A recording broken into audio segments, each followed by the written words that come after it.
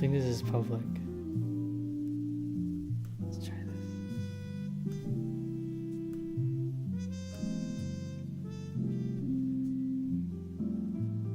I'm not sure if it's actually live or not.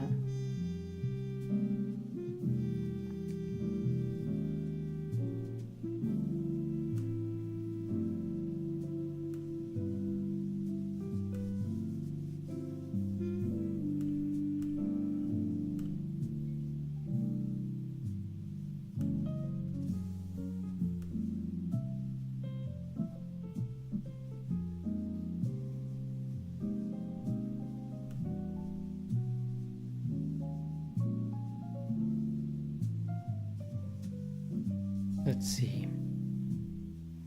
Can anybody hear this? Hey, we got 2 people. Oh my gosh. Okay, so it is working. Hey, Acidfly Studios. Oh my gosh. Hey, Corgi Mama. Hey, Gretchen. Welcome, Linda Whitmire. How are you guys doing? I started a little early because I was afraid that I would be late, and I didn't want to be late because I said 5. But there's like, when you're doing a live on YouTube, you like connect it to this external screen record thing, so it's like 2 different apps. Oh, how's the volume on the music? Hey, Jessica Morissette. Yep, here you fine. I'm at work. Aw, you're sneaking to watch this? I'm so honored, but also like, don't worry. Hey, Carita Danielle. Ooh, sorry guys. Dropped my cell phone. Well, I'm not gonna like start the official live until 5. Well, I mean, what is official? We're just hanging out. Okay, cause like yesterday when I watched it back, the music volume was really loud, and I could totally understand what you guys were saying when you were telling me like, oh, the music's bad, like it's loud. Hey, Kim W. Hey, yup, here you fine. Yes. Okay, fantastic. So yeah, I'm just starting a little bit early. It's weird though because like the music is totally not representative. These headphones that I'm wearing kind of monitor the audio so I can kind of tell how loud I'm talking, but they don't monitor like the music audio because I don't know how to do that yet.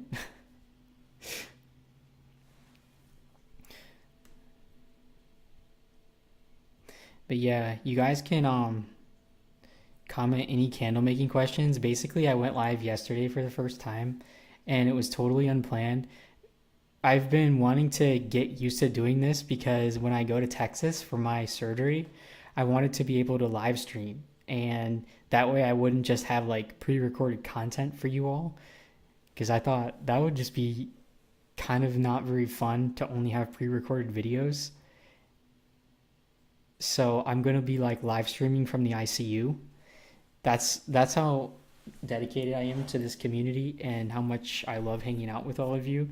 But yeah, when I think I mentioned this yesterday, but when I first started on Instagram, I actually started just on doing like my candle sales through live stream videos on Instagram. So like live stream is one of my favorite types of platforms, and it's actually pretty similar to YouTube Live, where people comment in the chat and then they can, well, in the case of Instagram, it was like more of a sale, like a farmer's market type of a thing. But on YouTube, it can just be like a candle hangout. Like you guys ask questions related to candle making, or you could try to ask other questions too, like small business stuff, and I will answer them. I'm really just an open book, pretty much.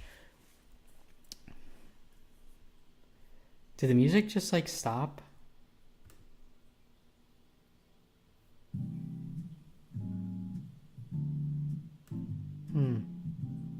So I'm gonna be live. Oh my gosh, I just lost the chat. Sorry.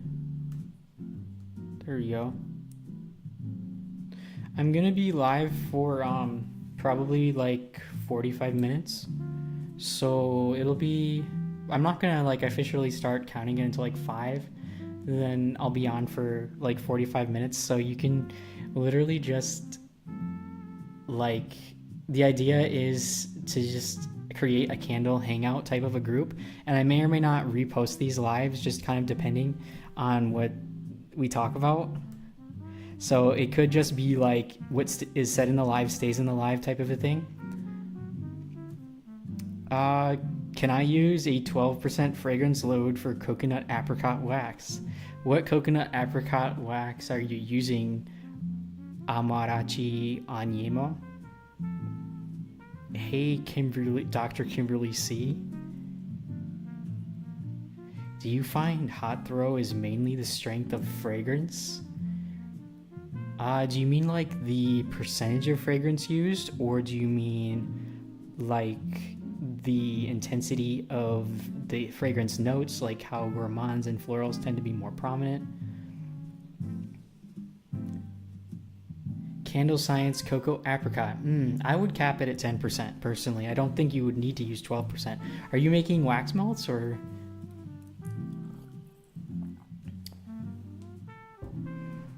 I think you could, that wax could hold 12%, but I wouldn't push it. Because the risk you run if you overload your wax is the fragrance may end up kind of seeping out because it can't bind to the wax because you've exceeded the maximum amount. And I would say that 10% is probably the most you'd want to go. And that's like a very high fragrance load.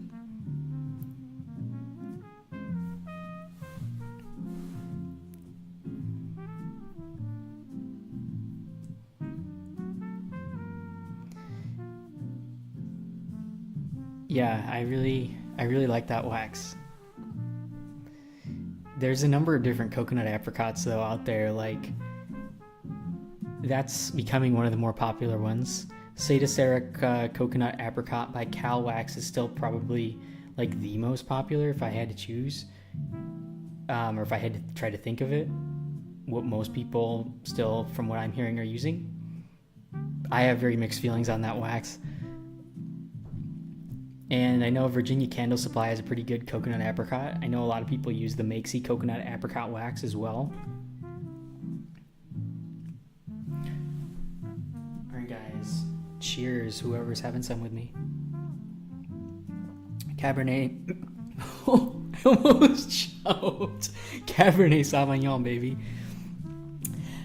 But yeah guys, anything, oh my god, 22 viewers. What the heck, guys? I don't know why I have so many people joining. But anything like fragrance related, candle related, life related is fair game. Yeah, I haven't personally used Virginia Candle Supply's coconut apricot wax yet. I have heard that a lot of people do like it. I have a whole shelf of waxes that I'm like waiting to test out, that I just haven't gotten to yet. I think I mentioned last night that one of my local friends and I, we like to like trade waxes. So she'll purchase some wax that she really likes, and then I'll have some wax that I, may have purchased to try out, and then we'll like swap a pound of each, so that way we can kind of get more different waxes to try. She's very experimental like me as well. Have you ever used ProBlend 650 or 600? Linda Whitmire is asking. Yes, I have. I've actually used ProBlend 600, and I haven't used very much of it. I've probably only made a total of like 12 candles. I was actually surprised at how small of wicks that wax takes. And what I mean by that is, like, when I tried to wick it the way that I normally would wick, like, CB2, which is, I guess it's a higher soy content. Did the music just get really loud? Oh, hold on guys, I'm sorry. I think it just like got really loud. Is that better?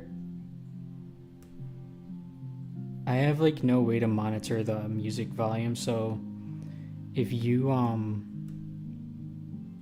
could just tell me if it's like really bad.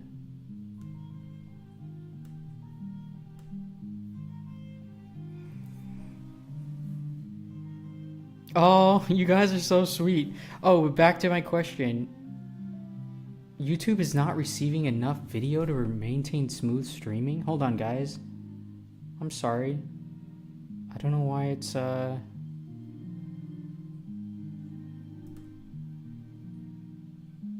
okay. I'm sorry about that. I don't know why I got that message from YouTube, but if it is getting kind of bad quality, just let me know and I can try to like reset the video. I don't know. So yeah, ProBlend 600. It's roughly a 52% paraffin, 48% soy. So it does make sense why it wicks more similarly to 6006 than like CB2 or soy 10. But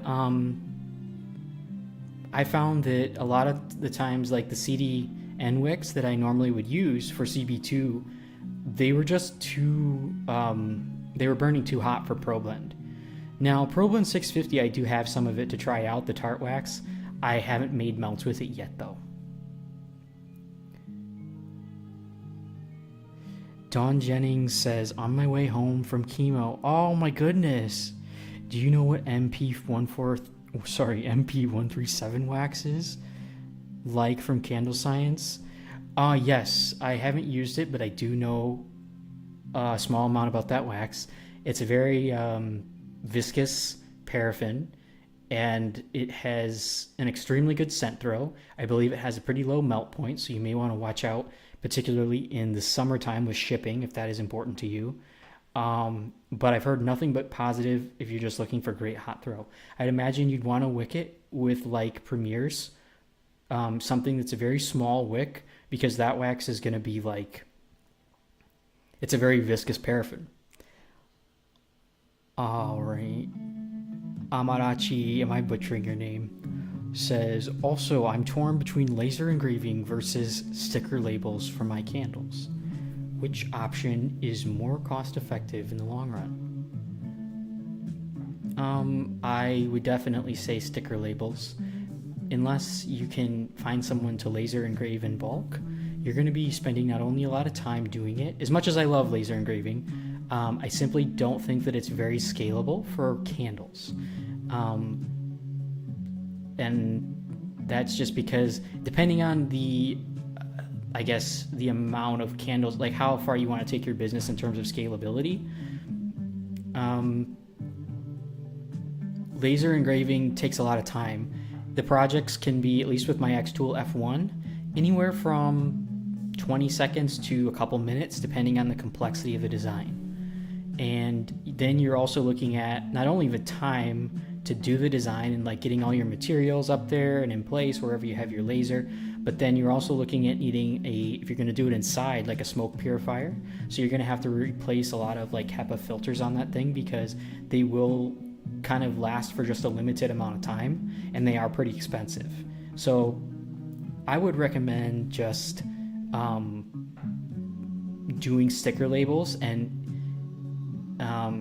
I actually had debated on my main candle collection if I wanted to do laser engraving, like different designs for each top, and I was thinking that I did want to do that, but when I actually weighed out the immense amount of additional time that would add, it simply would not be scalable for where I am trying to take my candles wholesale wise as well. Linda says, I found for wax melts with 650, I need a higher fragrance load, like 15%. Yeah, I mean, I've definitely heard a lot of people say that for wax melts.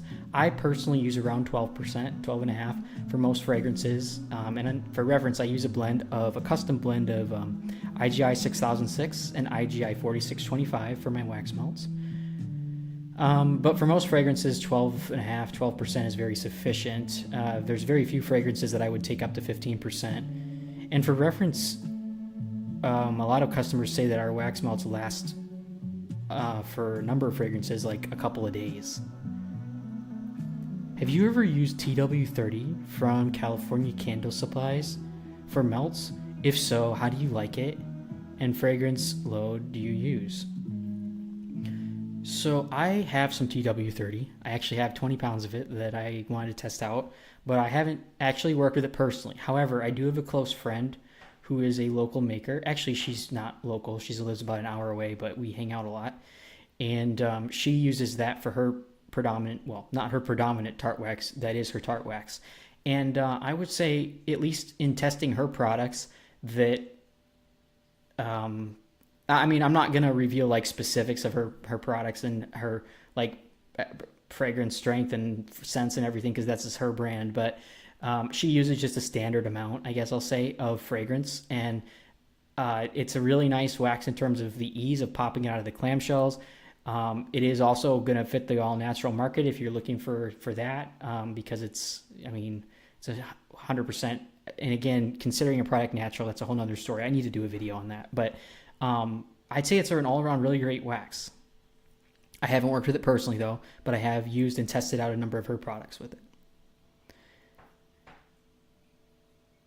Oh, I'm glad you're enjoying the channel, Amarachi. I really like making these videos.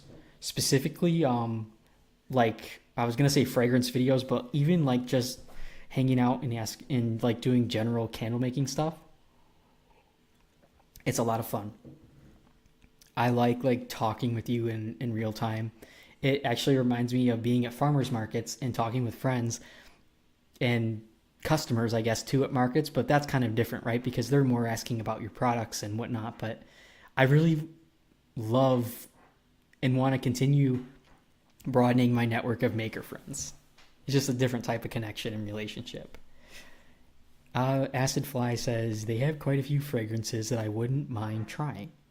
But my question is, they have some waxes and I could save a lot of money on shipping, but I've never used any other waxes. So sometime. Yeah, I mean, I think TW30 could be good. I said this in my stream last night and I will repeat it too again, that if you have like a place that's close by to you where you mainly get your wax or your fragrance that you can save on shipping, a lot of waxes will behave similarly. And that's too general a statement. So, like, for example, Soy 10 and CB2, they're very, very similar waxes. They wick almost, not identically, but very similarly. Um, and a number of the Makesy waxes, for example, like the Satin Soy, would be very comparable to CB2 or to Soy 10. So you have to look at what your costs are in your individual area, and because with wax, you're looking at a very high shipping cost due to the weight and the sort of bulk of the package. So, hold on, guys. Did my music just stop? I can't really tell if my music is playing or not for you. I think I hear like very silently in the background.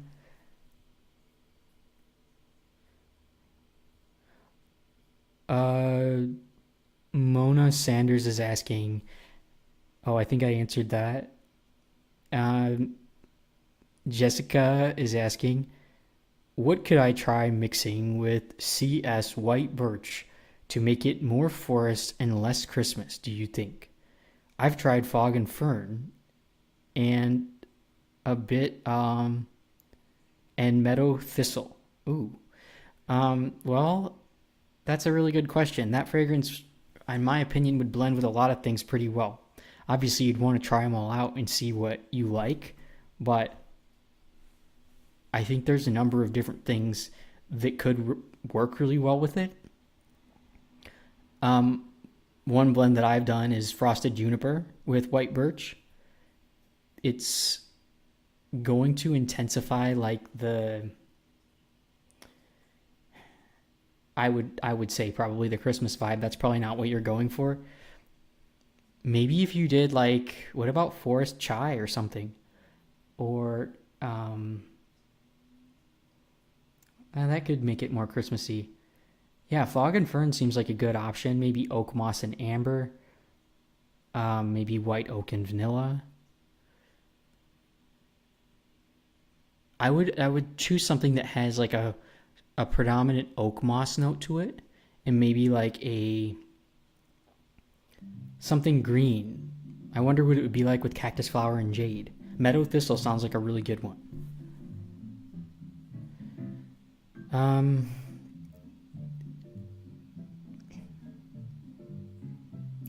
I have used TW30, Dr. Kimberly says, and it has a pretty nice CT/HT.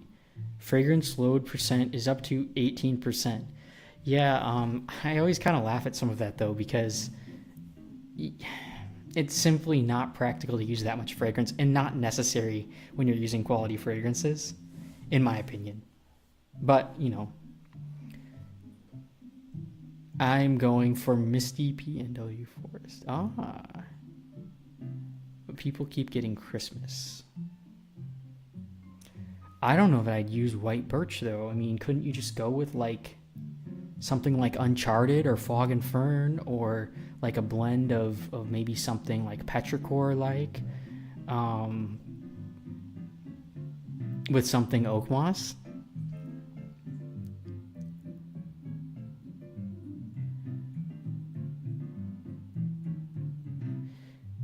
We all learn from each other, and I believe talking about what works, what we find works and doesn't, will not put someone out of business. Oh, absolutely.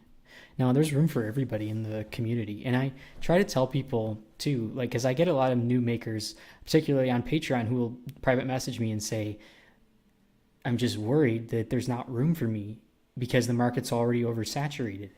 And I usually respond to those messages with, and this is just my firm belief, that because each person, each one of you, is unique and special in your own way that nobody else can quite replicate, you have a unique market and audience in the candle business world that once they find you and or you find them, it's going to be kind of a combination, almost like a chat with somebody where your audience will find you and you'll find them, kind of back and forth. You will fill a unique niche in the industry in a way that nobody else can quite do like you. So my opinion has always been community over competition. We want to build networks of friends and fellow makers that we can chat with like this. And also, there's room for everybody because you're unique and you're special in your own right. And I think that there's absolutely space for you, even in a saturated market, if you want to call it that. I'm not going to quite get to all these questions, probably. I'm starting to get a lot. But feel free to keep commenting. Like, if I don't respond back to your question, you can just... the redwoods and moss. Yeah, I would definitely recommend the redwoods and moss fragrance personally. I think that fragrance oil, it captures the forest in a way that not much else can. It's a very special fragrance oil, and I haven't found it replicated in not many. I haven't found it really in any other suppliers. I hope I don't get in trouble for drinking this on YouTube.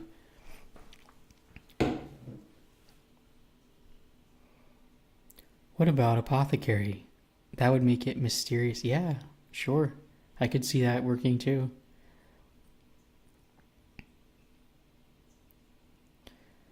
I live in Oregon. We have no candle supply companies that I know of within driving distance.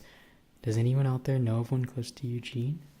Well, is Cal Candle Supply it's probably be like 5 hours, but your shipping would still be pretty cheap, I feel like. I think Soy and Shea is by you. No, is that what it's called? Yeah, I think it is. But they're kind of a smaller company. I know they do have some fragrances. I feel like my audio isn't very good. Is my audio quality okay? 32 viewers? What? You guys. Why are you guys watching? I don't even have lighting. I just wanted to try out the stream.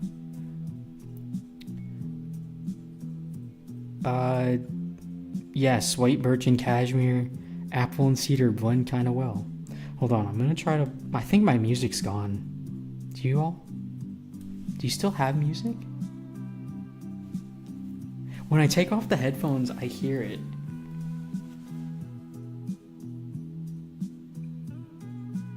Yeah, I think I do.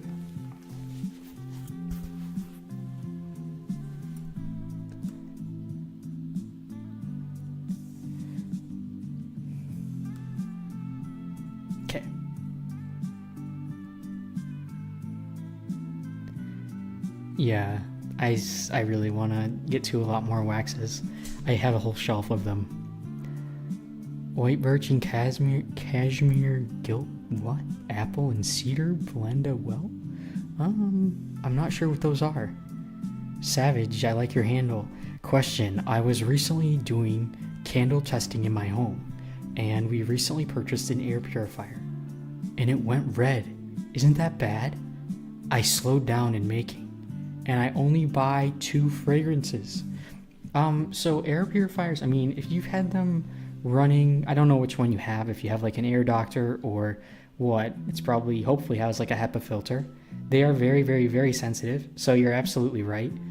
They will be sensitive, particularly to, much more so like to cooking than candles. But if you, like, burn a candle, they do release volatile organic compounds, VOCs, into the air. And air purifiers, particularly if you have an air doctor, will be sensitive to those. And so they absolutely will oftentimes turn on in response to that. However, the VOCs that are released by candles, as long as they're made in compliance with IFRA, are not harmful under normal use. So I don't know if that helps at all, but Jennifer Jane says, Jessica, maybe adding an ocean scent in white birch.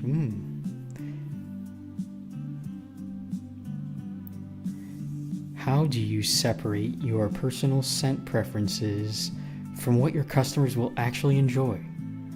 Amarachi is asking. I find myself choosing fragrances I like most times. Yeah, I did a video on this at the end of the year. It was called What I've Learned Most in 2024 running a candle business. And if you watch that video, I would recommend watching it. But to summarize, I've struggled with this as well. I think a lot of makers do, because we are so passionate about what we do, we put ourselves into it, and our business almost becomes an extension of who we are. But I think it's important to separate that our business is not who we are. It's an extension, but if it becomes so close to you that you can only release products that you like without like respect for what your customers like, and I'm using that word like because I'm talking about myself, because I've been very, very guilty of this. I'll have fragrances that my customers really like, and think, oh, it's horrible. Why is this so popular? I actually have been known to discontinue a fragrance that I've had at Halloween time. It actually uses a Candle Science fragrance called Patchouli that smells more like a witch's brew than anything. And it's been my best seller for like the last 4 or 5 years. But I've been known to not have it in my line for several years at a time because I don't like making the scent, and it's just for my own reasons, right?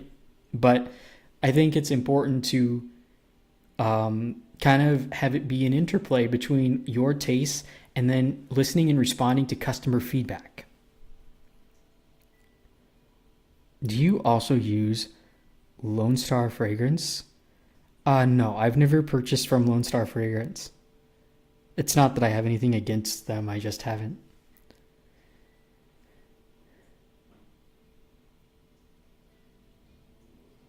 Oh, thank you so much, Yolaisi. Yes, give the video a like if you enjoy these type of shenanigans. I really appreciate it. It'll help encourage me to make more streams, but you don't have to. Great, I'm very glad the music is a good volume. I don't even know what you're listening to because I can't really hear it, but I tried to make like a playlist of some good songs before the live, so hopefully that's what you're listening to. Yeah, some fragrances, like, you pour them so many times and you just get tired of pouring them over and over. I mean, I kind of liked it at first when I was making candles with that fragrance, but now that I've done it so many times, I'm just done with it. And I did a video too on my top like summer scents. Honeysuckle Jasmine by Candle Science. I can't stand that fragrance. It does so well for me. I sell it as my hummingbird candle. I can't get into why that is, but I need to keep it rated G, but it's very popular, and I can't stand making candles with that fragrance. You're a candle hero. Everyone knows this is the place to hang out. Thanks, Acid Fly. That really means a lot. This is only my first official stream, so I'm still learning how to stream. But I need to try to do this like at least once a week until I get in Texas, because I want to be like very comfortable doing it, because this microphone is going to have to be like in my ICU hospital bed somehow, along with all the monitors and like my other audio equipment that I'm using to film, which isn't very much, but just like the really basic stuff. I want to be like very comfortable with it so I don't irritate the nurses if I need like help moving stuff around. Like, I want to know exactly how to have it. And it's different like doing a stream than it is doing like a video. I mean, there's some similarities, but like it's a little bit different. So I want to make sure I practice, because I'm going to be leaving in like 4 weeks. So I want to try to do one stream a week, if not 2 streams a week. I hope you guys are okay with that. And then I have pre-filmed content as well when I'm in Texas for you all. But then I also have the idea of doing, when I'm there, depending on how I'm feeling, because I am having like an 8-hour surgery, like 1 to 2 streams a week. No joke, I'm going to try to bring all this stuff into the hospital. Okay, let's see, what do we have here? Don't ask why we are watching your live. Just let it be. You want people to watch. That's why R decided to do your podcast. Just, you are awesome. Thank you so much, Kimberly. I appreciate it.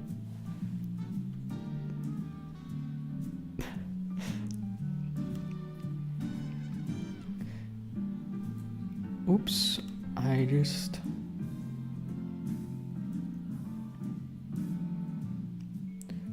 checking if I missed any comments. Why am I always short on my mixture of hydrostone? Doug says, I follow the correct mixture of 3-to-1. Mix 1 part water and 3 part hydrostone. Why? What do you mean by you're short on your mixture of hydrostone? Are you finding your containers are breaking, or they are like not maintaining the strength that you need?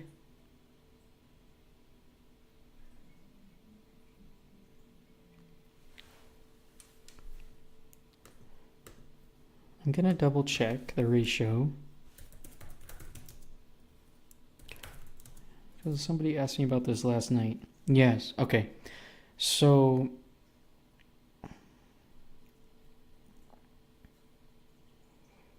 if you are using what you just said, let me get my chat back up here. Oops. There we go. You're not using quite enough hydrostone. So you want to use so basically if you're using 32 parts water, you want to use 100 parts of powder for a standard mixture. So that's going to be the maximum amount of water that you want to use. If you exceed that, then you will compromise the integrity of your hydrostone. So it's actually quite a lot of hydrostone compared to water, much more so than Cementol.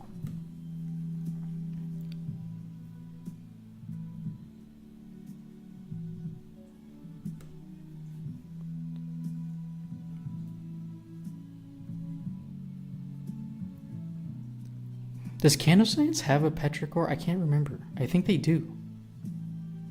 I am home from chemo treatment, Dawn says, and I'm going to rest. Thank you so much. Oh, thank you so much for joining the stream, and I'm sending you all my love. I really hope that it doesn't take too much of a toll on you, and I hope that you're able to just get some good rest and that tomorrow isn't too bad. Oh, what is the candle? Jennifer Jane. Alan, I'm watching because you're my favorite person on social media. Don't make me cry in the stream. uh,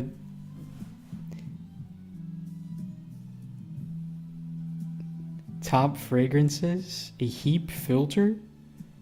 Savage? I'm not sure what you mean. Dupe has a PNW weather. Oh, that's interesting. Yeah, the Portland weather scene is, I feel like, very inspiring for fragrance creations.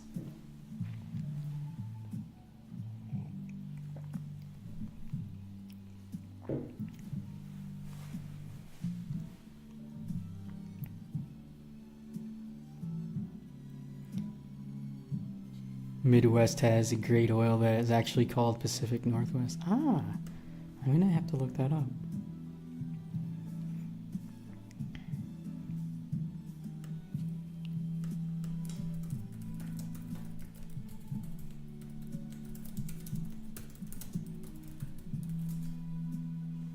Pacific Northwest. Oh, I love the picture. 6 reviews. Inspired by the PNW in Olympic National Park. This fragrance captures the earthy magic of nature after the rain. We've started with petrichor, wild nettle, and green leaves, and added in moss and amber musk. The base brings it all together with cedarwood and a touch of rainwater and melon. Experience the beauty and serenity of the great outdoors. Ah, I really like that.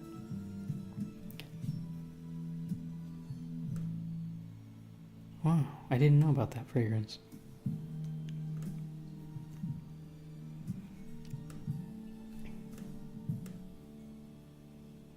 Why is my stream buffering?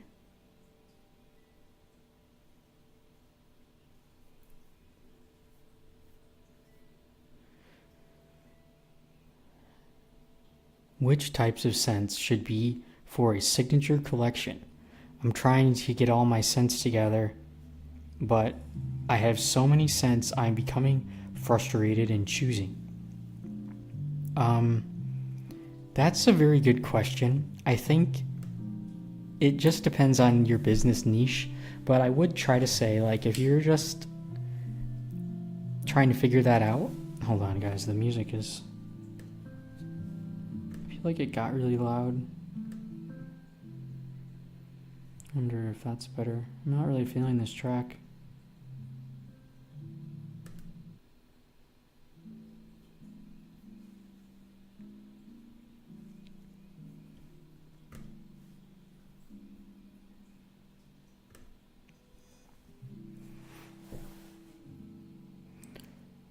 So, you've probably heard this before, but I think that it would be a good idea if you're just trying to kind of generally get started to have a scent, like maybe take 5 scents in total, but one from like each category. So, for example, you could take a bakery type of a scent. You know, a lot of people really like banana bread, for example. I know that sounds really weird, but that's been like my best selling bakery fragrance for, gosh, I think since I started. And for reference, I use the Candle Science banana bread and I blend it with another fragrance by Candles and Supplies. But anyways, and for a kind of fruitier fragrance, you would want to have, you know, maybe something like Cashmere Plum by Candle Science, depending on what you're going for, or Mango and Coconut Milk. And I'm not just talking about Candle Science, right? Like a lot of places have these. I think Black Tie Barn has a Mango and Coconut Milk called, is it Tahitian Cream or something? Did he say? I can't remember. But I know Midwest Fragrance Co. has one. Aztec, I think, does. And then you also want something maybe floral, clean floral, you know, maybe not too heady of a floral type of a scent, but like you could take like Sea Salt Orchid. That's a really popular one.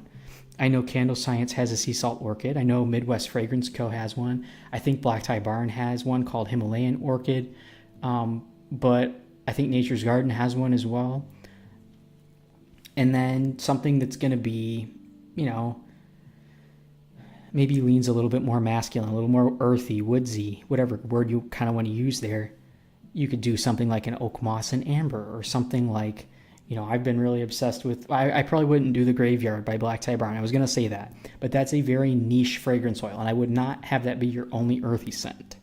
I guess I would want something a bit more versatile. Maybe like a cactus flower and jade, Baja cactus blossom. In that type of a scent, you're checking the clean box, the green box, the earthy box all in one. So you kind of want to get something from every category, I would say, if possible.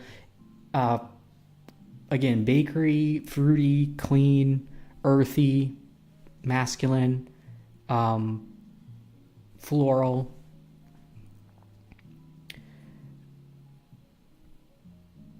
Saludos de Mexico. I admire you so much.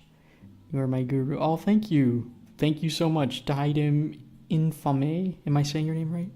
We have the best taste of scents. Absolutely. Dr. Kimberly says, oh, I think I covered that question. Corgi Mama says, I am curious as to how Wade has reacted to all your BTB passion.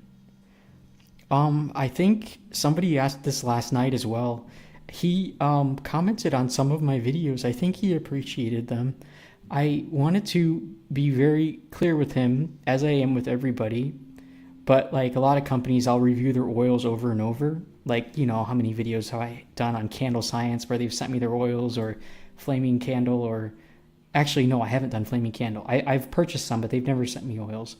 But there's a lot of companies where I'll review them over and over, and we've kind of established like what the terms are. And for me, when I'm talking with a new fragrance company, for me personally, I like to make sure that they're aware that I'm only going to be producing an honest, authentic video, because that's extremely important to me. You can't put a price on you as my audience, your trust of my opinion. And of course, it is only my opinion. So when I first, I was going to say, started working with Wade, I don't work for him. I'm not affiliated with him. I'm not sponsored or endorsed in any way. But when I first started working with him, in a sense that he reached out to me and offered to send me some oils for a review, I wanted to be very clear that it was going to be like a genuine, authentic review. I'm not just going to say, oh, I really like this, you should buy that. Like it's not a promotional video of any way. It's my audience is interested in my opinions. And so I wanted to make sure he was okay with that. And I sort of doubted that he would not be okay with it, but he very much was and wanted the same thing. So, from my understanding, I think he's appreciated my videos, but you'd have to ask him. Hey, Mizami Studio, welcome. Welcome to the stream.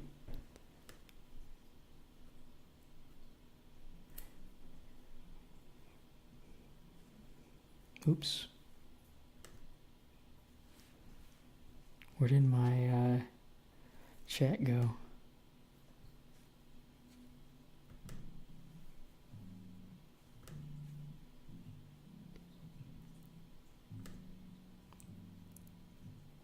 Oh, let me turn this back.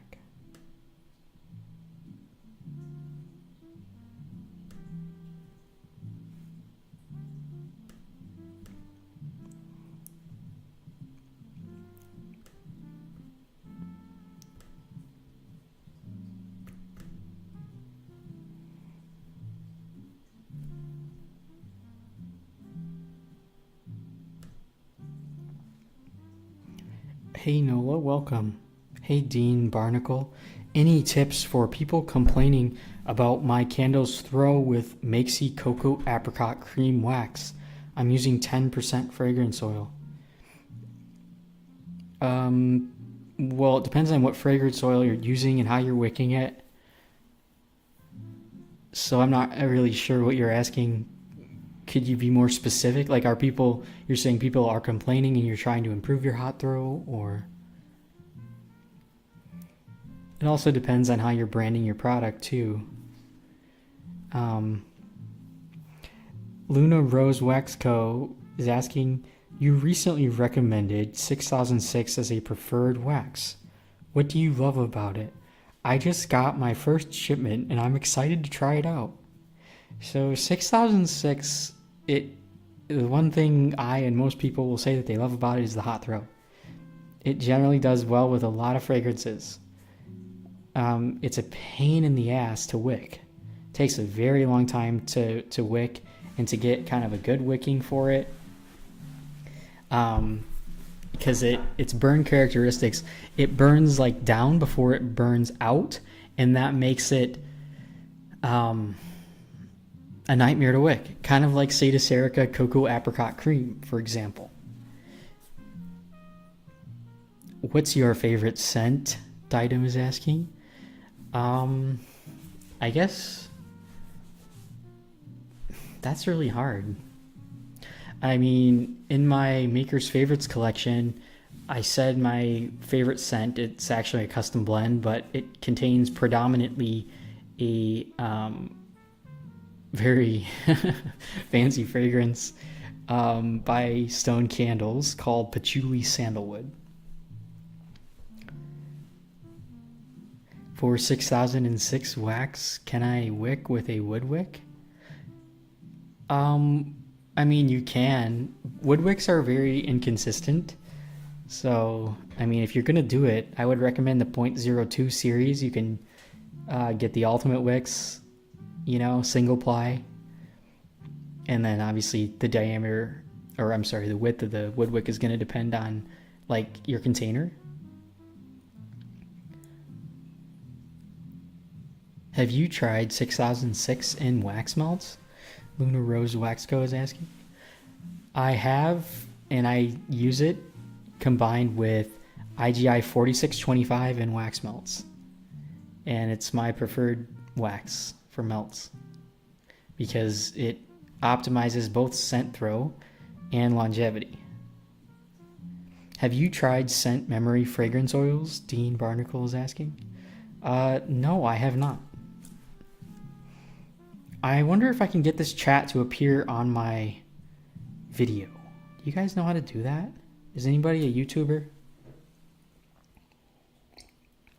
Like have the chat show up on the video?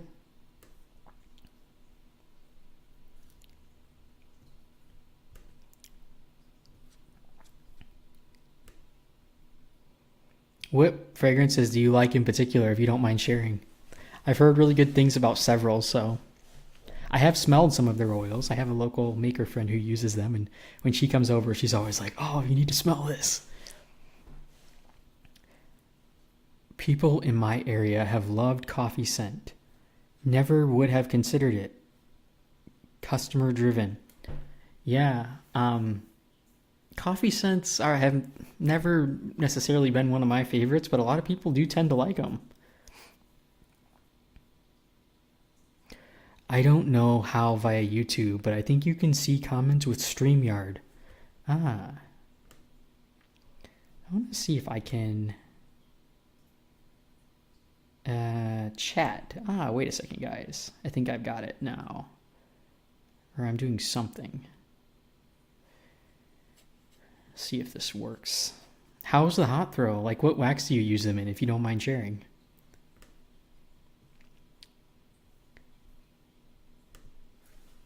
I'm just gonna... It's weird. It's like all white screen.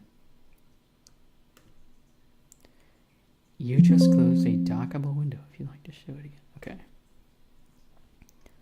Let's see. I wonder if I can... YouTube live control panel. What's that?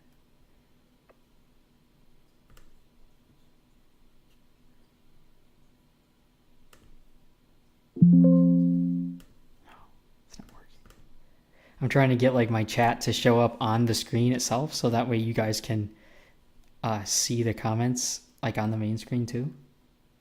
I'm gonna have to Google this really quick. How do I...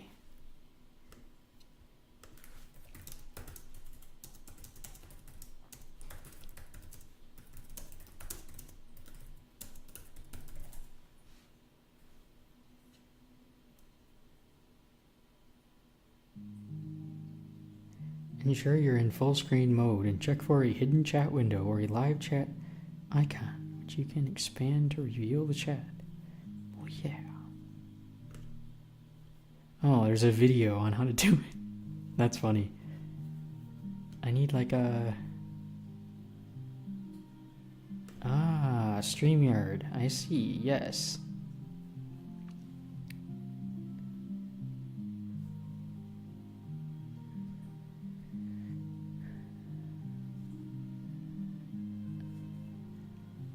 Download...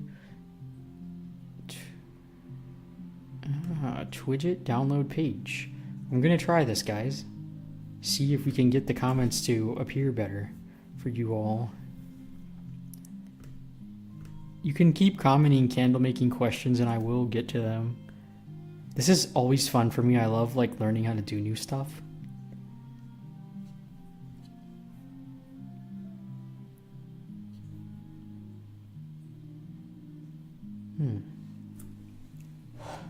Drinking some lavender tea. I got this mug at an Amish place near my house. Well, it's like an hour from my house, but I usually go there for like German food.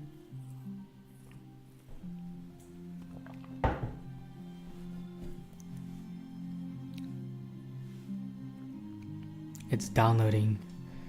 We'll see if this actually helps us. If it will download in time.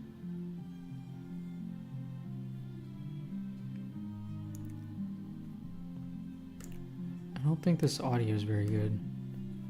Let's try psychedelic rock. What's that like?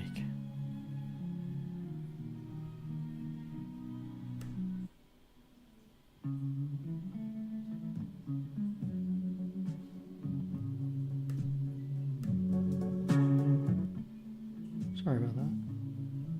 Anyways.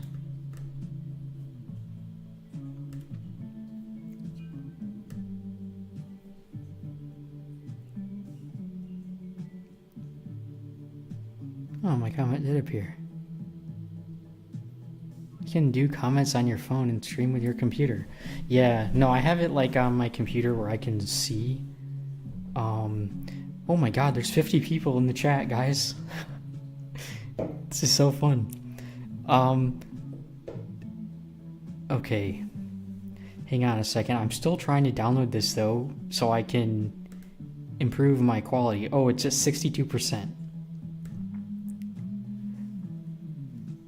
I have used SM oils and Cetus Erica, Cocoa 84. Oh, I really want to try Cocoa 84. So I have some of that wax in my basement, and I haven't tried it yet, but I've been meaning to. I haven't tried olive oil wax either. That's another one. I don't have any purchased yet, but I would really like to try some. Have any of you tried olive oil wax? Like, what do you think of it?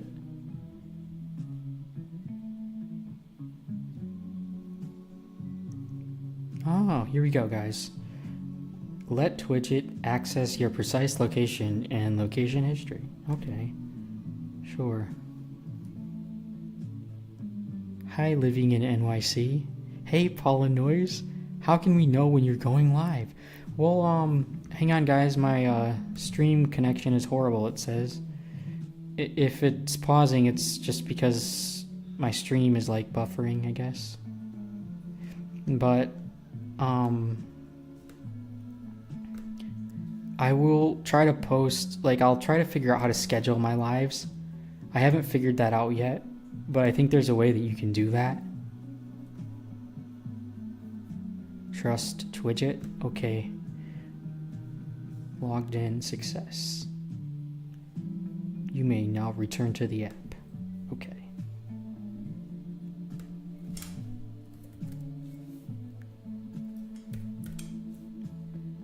Twidget app. Alright, guys,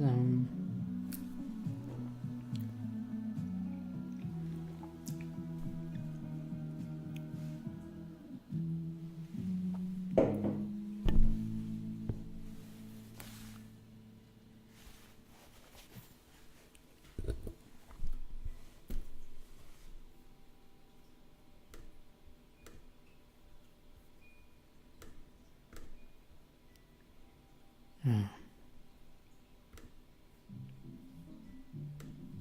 I don't know. I'll figure it out later, I guess. It's like trying to log me into it, but it's getting stuck.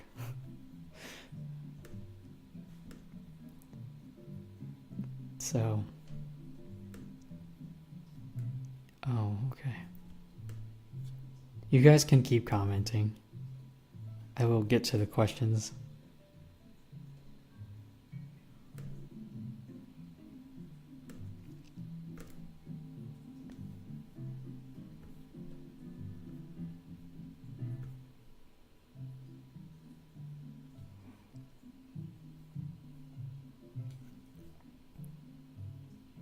Absolutely, GUAC. Hi, I just wanted to say thank you for all your tips and tricks into candle making. Absolutely. If you subscribe to the notification, yeah, actually, that's probably the best way. Because if you just click the bell, it will notify you when I go live. Like the little bell icon. It'll also notify you when I post new videos. And if it ever becomes annoying, you can just unclick it too.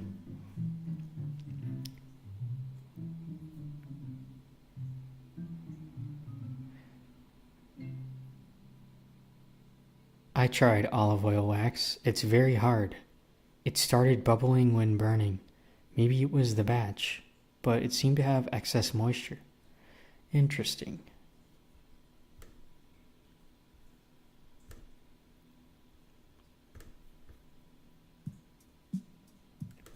Well, guys, I don't think I'm getting this app to work.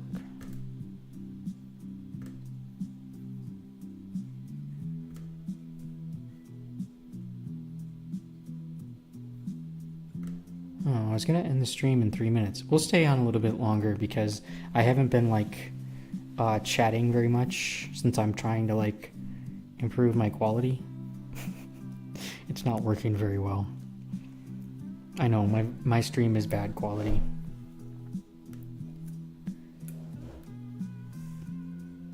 Hey, Joanne McCoy.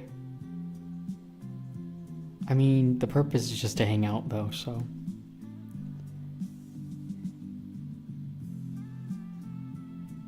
Yeah. CDN and Premiere Wicks. What kind of wicks do you recommend for flaming candle C6 coconut soy wax? I would recommend CDN wicks for most viscous natural waxes, particularly soy blends that contain a high amount of soy. CDN wicks would be my recommendation. Is it buffering for you guys? Like, it says my stream status is poor. I have serious issues that need attention. That's so weird. Okay, I'm gonna close some tabs. Maybe that's the problem.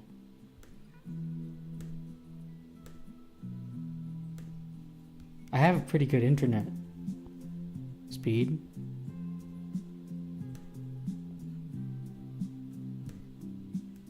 Good, I'm glad it's not buffering.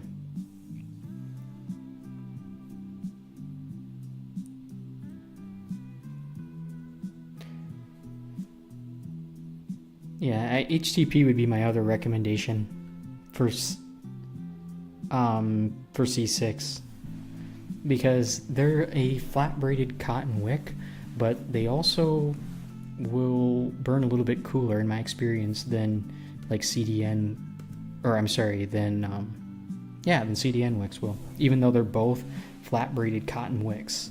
HTPs do tend to burn cooler, and it could be due to the amount of paper filament being less. There's a number of factors that I could speculate on, but I oftentimes use HTP wicks for 6006 too. Yeah, you're very welcome, Sony Blanco. Alright, I'm gonna stay live for about 15 more minutes. Hit me with all the questions you possibly can. If there's something I haven't responded to as well, you can just re-comment the question if possible. I'm trying to make sure I get to every single one.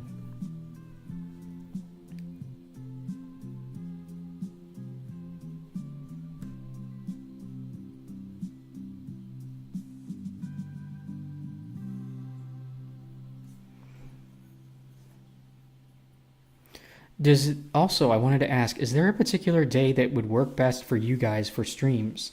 Because if I'm trying to stream once a week, I do think Monday or Wednesday would be better, but I wonder if streaming later is better for you all. Like, are most of you on Eastern Standard Time where this is like right when you're getting off work?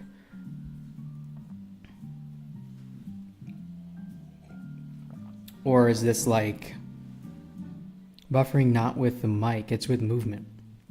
Interesting. I'm very sorry. I will try to see what I can do about that in the future.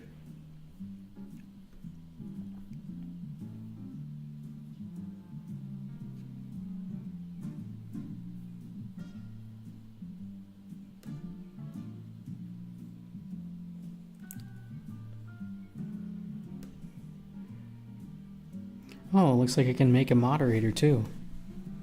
That's cool. I don't think we need a moderator. Everyone's being really nice. But that's nice that I could...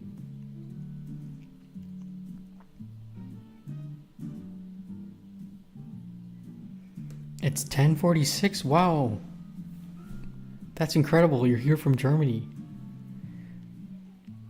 Eastern Standard Time. Would like 8 p.m. be better for you all though? Because I know if you have a day job right when you're getting off work, could be like kind of, not the best time.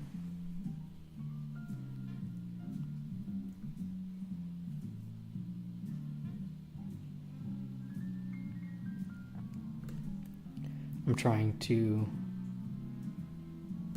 adjust the settings here.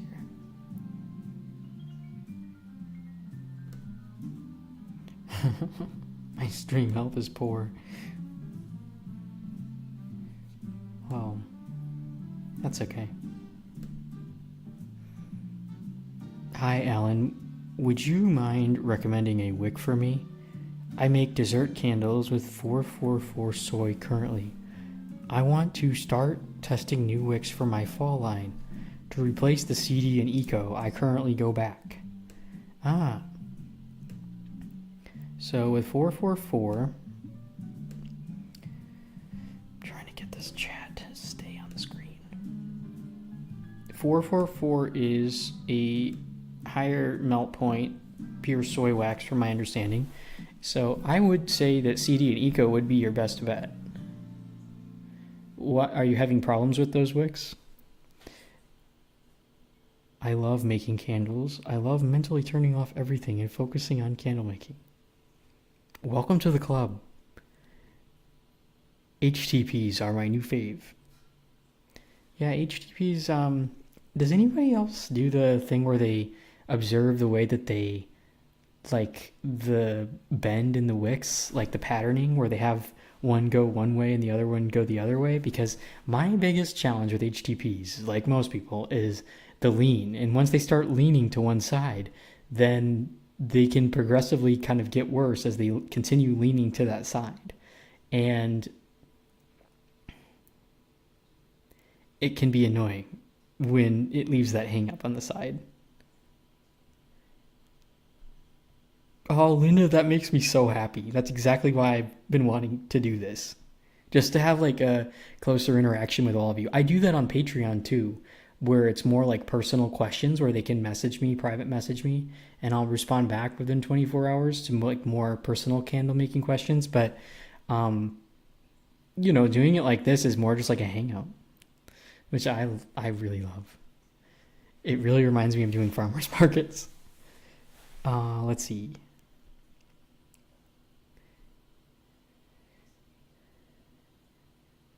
Okay, thanks for letting me know, Luna.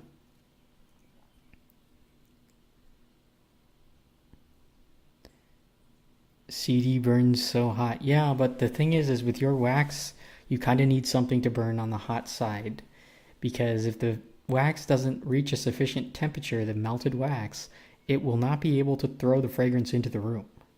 So that's something that a lot of people don't understand. But you could obviously try. I mean, if you want something that burns a little bit cooler, that's going to behave very similarly and have more rigidity to it, then I would recommend the CDN wick series. They're a flat braided cotton wick with a paper filament, and they have a high melt point secondary mineral bath that they're treated with that allows them to work really well with, well, coconut waxes in particular, waxes that have to be poured at very high temperatures so that they are not basically stripped dry, the wicks. But you can also use them for a number of other waxes too. So that would be my recommendation. But ICU will allow all equipment. I mean, I don't know actually. I'm gonna try it though.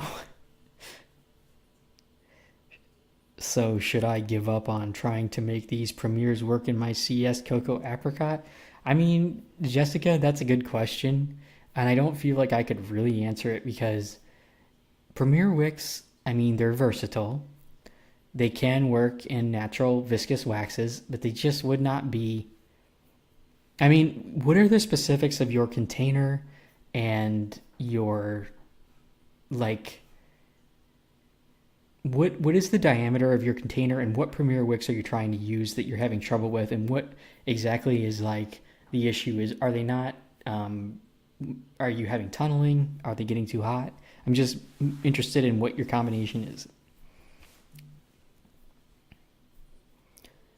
Yeah, I got a few 4-star reviews with customers saying that my candle jars are getting too hot with the CD and Eco wicks.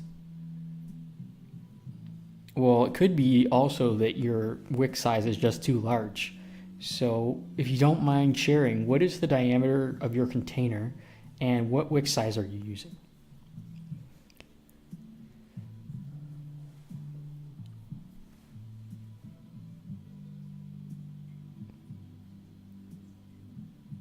Yeah, it does. It is annoying, but only sketches up. CD wicks are sooty. Yeah, I mean, I used them with 464 soy for a couple of years pretty well, but they do tend to be very prone to carbon buildup and just higher flames. How hot do you heat wax? Pour? Corgi Mama, so it depends on the specifications provided by the wax manufacturer. So when you purchase a wax, your supplier that you're buying it from should have right on the page where that wax is specific information about the temperature to which you need to heat the wax. Now, that said, for most waxes, heating to 185 Fahrenheit is sufficient, and adding your fragrance oil at that time, at that temperature, and then stirring for, a minute or two longer with your more natural viscous waxes. A little bit less time is okay with your more paraffin dominated waxes or coconut waxes. Do you know anything about Cocoa 83? If so, what ratio to use of beeswax to help with firmness? So I haven't worked with Cocoa 83 personally. I do have some in the basement that I plan on using, but I haven't personally worked with it where I can say, what I think really. But what was your question? Hold on. Sorry. Ratio of beeswax. So you can add, I mean, if you're going to use beeswax as a natural way to harden the wax, for shipping purposes, I would start at 3%. And you probably aren't going to want to use any more than 5 to maybe 10%. Otherwise, you're going to substantially change the properties of the wax. And even using 3 to 5%, you're going to need, the thing with beeswax is it takes a very long time for things that have that in it to fully set up. So they'll seem really hard to the touch, but if you were to actually burn them a couple weeks or a couple months out, they could burn substantially different. So your testing process, in my opinion, even for wicking, is very delayed, or it should be, at least. I mean, you could do an initial wick test, a week or so out, but that would be the absolute soonest, and I would definitely want to do some wick tests with that one several months or more out before you release anything. And I know that's really annoying, or it can be. I mean, I'd recommend that for any waxes too, just so you can see how your product behaves over time.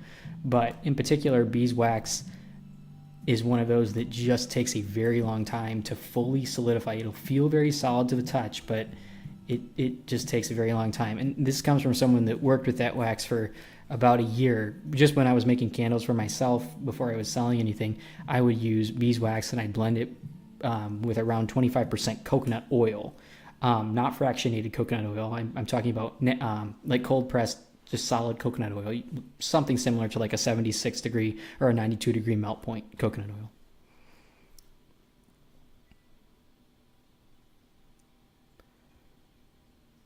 I mean, with coconut, apricot, soy blend.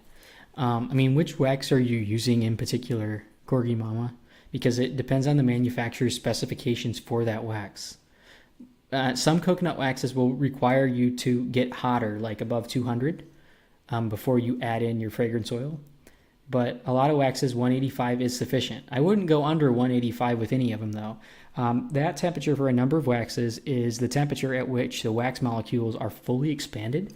And in order for the fragrance molecules to really be able to bind to the wax molecules do have to be fully expanded. It's like they're little sites where they connect to the fragrance. If they're not open, the fragrance just can't connect to it. Kind of like a lock and key type of a thing.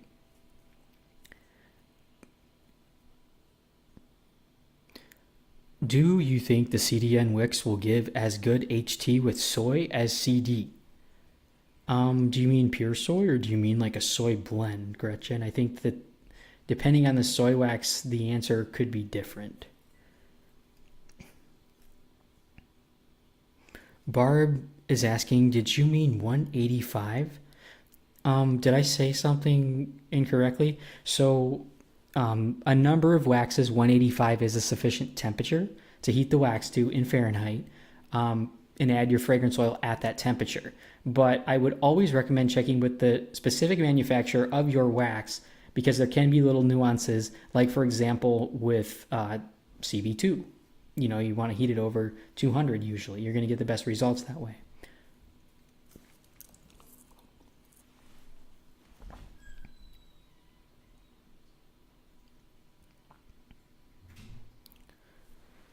For CS Cocoa Apricot, I have tested wicks LX, HBSP, Eco, and CD.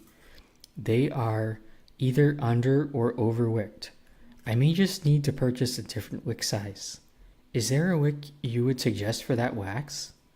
Yeah, I would recommend the CDN wick series. I've done testing with that wax. I was involved in the testing of that wax when it was created, and I'm not gonna say more than that, but the predominant wicks that I utilized in my testing and assessment of that wax was the LX wicks, the CD wicks, the CDN wicks, and Eco wicks, and I found overall that the best results were, sorry about that, were with usually CDN wicks. Tell us about the Candle Science Cocoa Apricot Wax. I want to love it, but it's not giving what I need. I mean, I am biased, but I would say it's unquestionably the best coconut apricot wax on the market. Reason being, and I mentioned this last night, but what I did with that wax in terms of the testing and feedback that I provided on it was all on a volunteer basis, and I don't get paid anything for sales of that wax or for anything that I did. So I just want to be clear on that. But why I think it is the best coconut apricot wax on the market, at least that I've tried, is it has excellent jar adhesion. It has excellent hot throw. It's what I would consider a single pour wax. It wicks really easily. And it has a nice kind of opaque white appearance to it. It takes dye decently. And I think that's about it. But that's why I would consider it my favorite.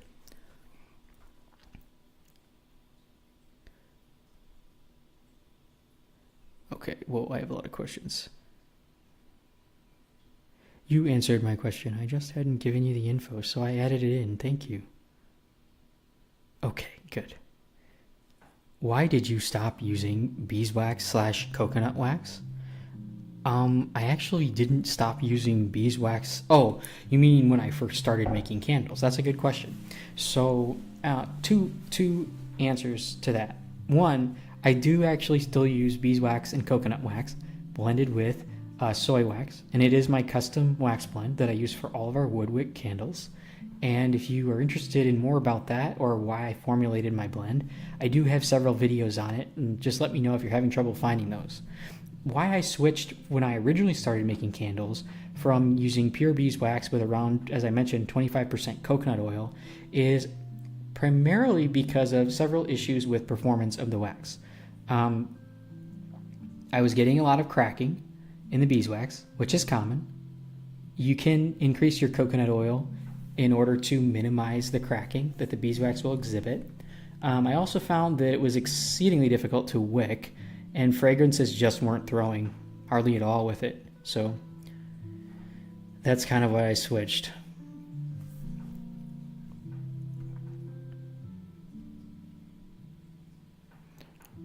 Oh no, definitely not 285. If I said that, that was a mistake. You would scorch some waxes at 285 and kind of denature them.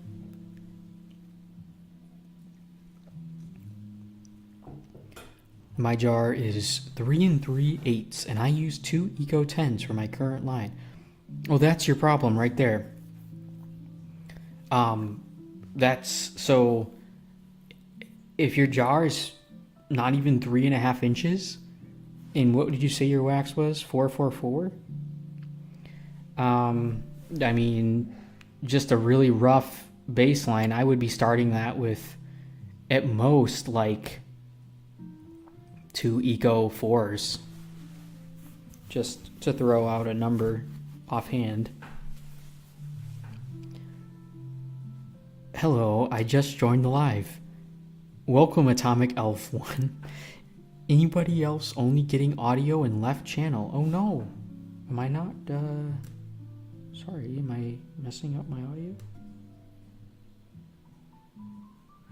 Is the audio... Hold on, is it better when I'm talking more like this?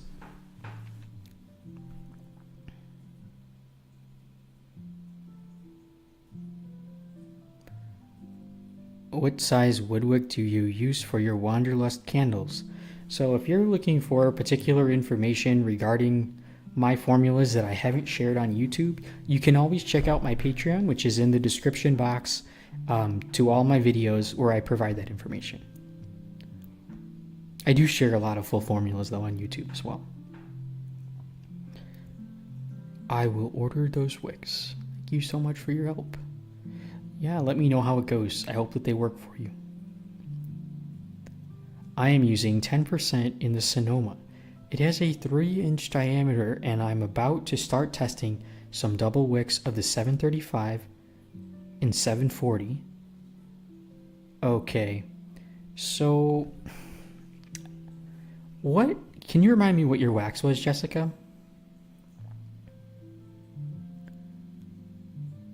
Everything from 700 and upward duds. Where are you getting your wicks from? Not that it really matters, but I'm curious because this is my mistake, but I had purchased some wicks a long time ago from, oops, losing my screen here. From either Aztec or Flaming Candle. And I purchased some from Black Tie Barn as well.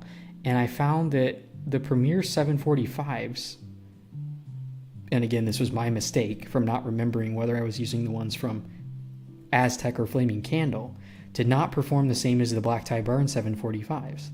So I don't feel like qualified to say which size Premier wick, also because I'm so new to that wick series in general.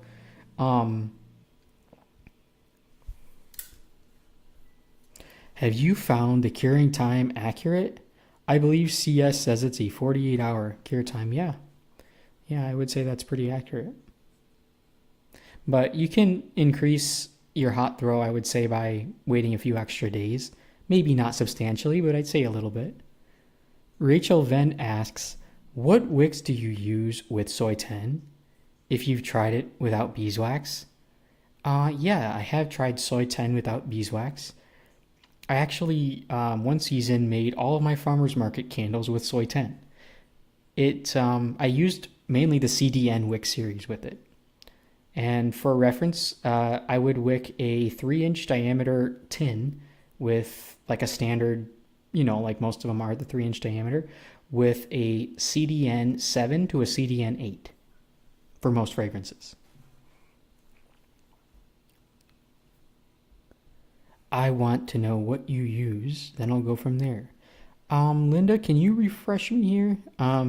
What your and try to find what your question was. There's a lot of comments.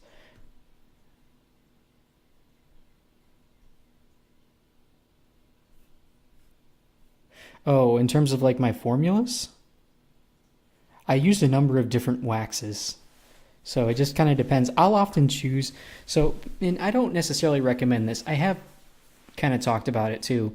The waxes that I tend to use oftentimes depend on what my purpose is for that wax. So, for example, if I'm going to make a concrete candle, I probably am not going to use 6006 very much. I wouldn't say I never use it, but I probably won't use it very often. Reason being, it has terrible jar adhesion. Even though the scent throw is great, the jar adhesion is terrible. And when you combine that with a concrete container, um, it virtually will just like cave in and forward. So, because that material, the concrete material, tends to be much more cold, and so the wax, when it shrinks, like a lot of soys and paraffins do, and 6006 is extremely prone to, it just has absolutely horrible adhesion. So for that wax, I would more gravitate towards like a soy 10, like a CB2, if you like Pro Blend 600, that kind of a thing.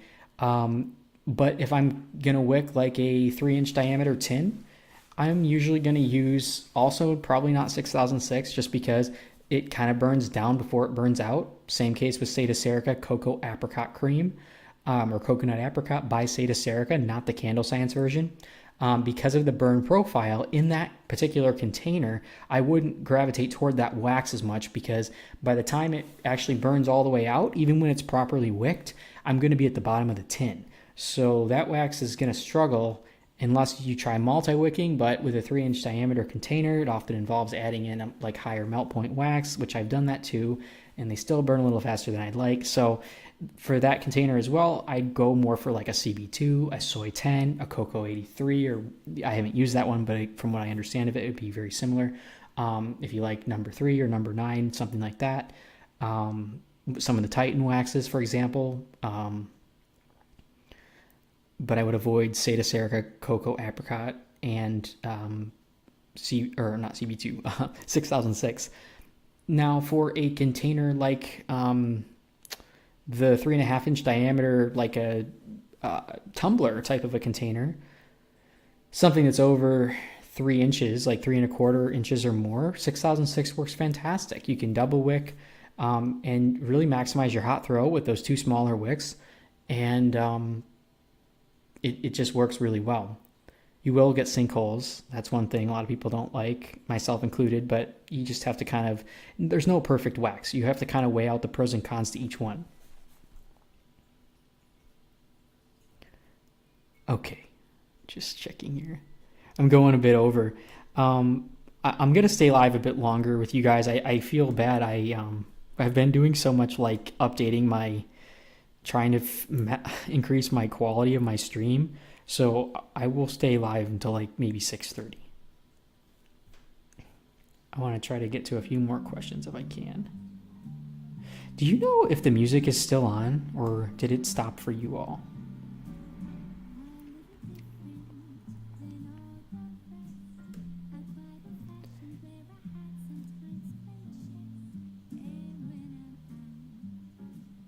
Yeah, Barb, just private message me. I can try to remember to send you a message too after this video, but it would be great if you could just send me a quick reminder. I gotta ship some orders out and stuff too.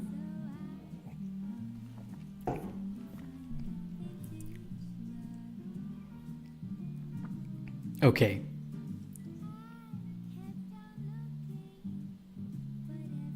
Yeah, wood wicks are not consistent from supplier to supplier. I absolutely agree with that. I've only gotten them from Makesy. Yeah, and I didn't want to say this point blank in my last video, or in my, because I don't know who is to blame. Oh, that's weird. The ads are in both ears, but my stream isn't. Is anybody else getting only left volume? I wonder if it's, I'm just talking like, is this better? If I'm not talking like into the mic properly? I wonder if this helps. I really apologize. But I can turn up the music a little bit. Let's try that.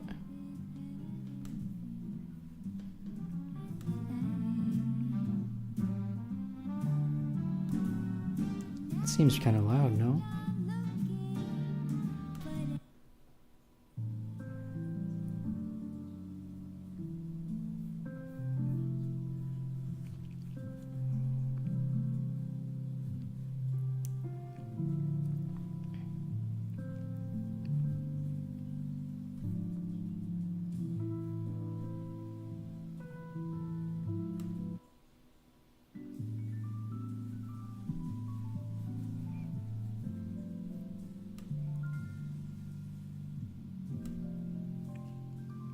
Is that too loud?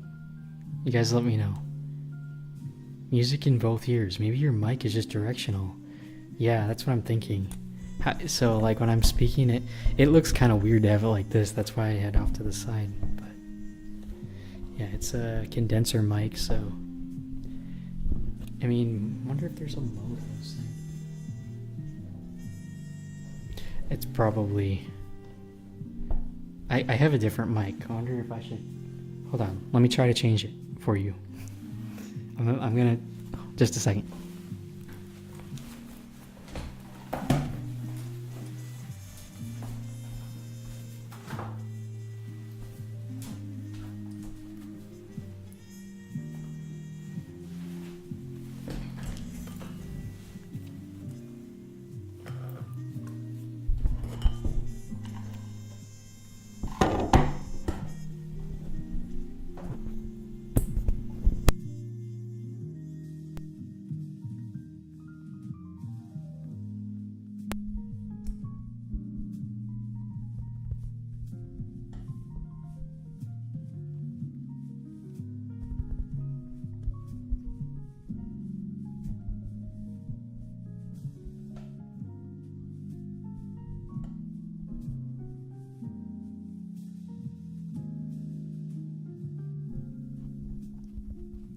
Test.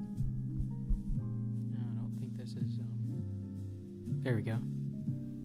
Is that, can you guys hear me?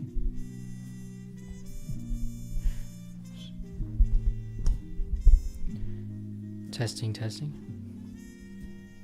This is a dynamic mic versus a condenser. So this is gonna maybe have some different effect. Is this better?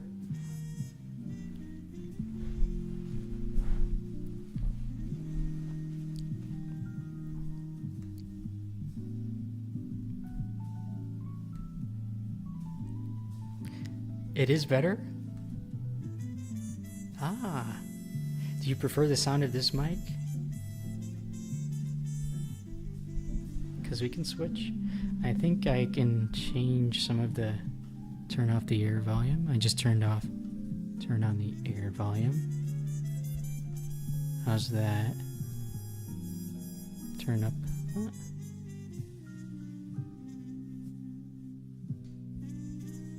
All right. I wonder if that's better. You guys, you just let me know. I can always try to play around with stuff. It was fine before. Yeah, I know some people were saying it was hard for them to hear from both sides though, so. Oh, thanks, Joanne. I really appreciate you. Is your website still going to be up and running while you're in Texas during your operation? No. I need to actually find a way to, like put it on password protection only or something. because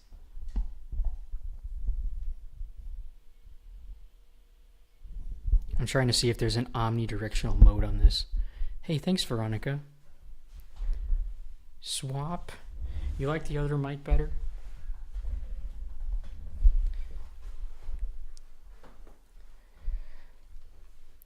I don't have anybody else to like ship my orders for me. My sister wants to work for me. When she gets done, she's actually a chemical engineer, and she works at Pfizer, which is a pharmaceutical company. You probably know what Pfizer is if you've got the vaccine. But actually, when they released that vaccine, I watched the planes take off where they were sending it all across the world at her work. It was really cool. The headquarters is in Kalamazoo. Anyways, when she's done, she wanted to like come and work here for me, and make like pour the candles and do stuff like that, and I, be able to focus more on producing content, new formulations, all kinds of stuff. Oh, thank you so much for joining, SW. Yeah, give me a vote, guys. If this mic isn't as good, we can switch back. And there, I just added a little bit more, I think, volume to it or something. I don't know. You guys let me know. Or if it's like too quiet for you. It seems like it's very quiet compared to the other mic.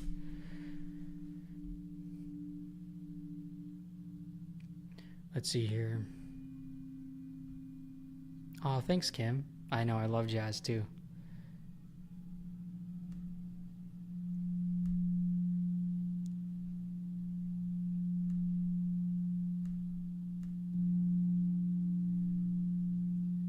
Let's see if I can.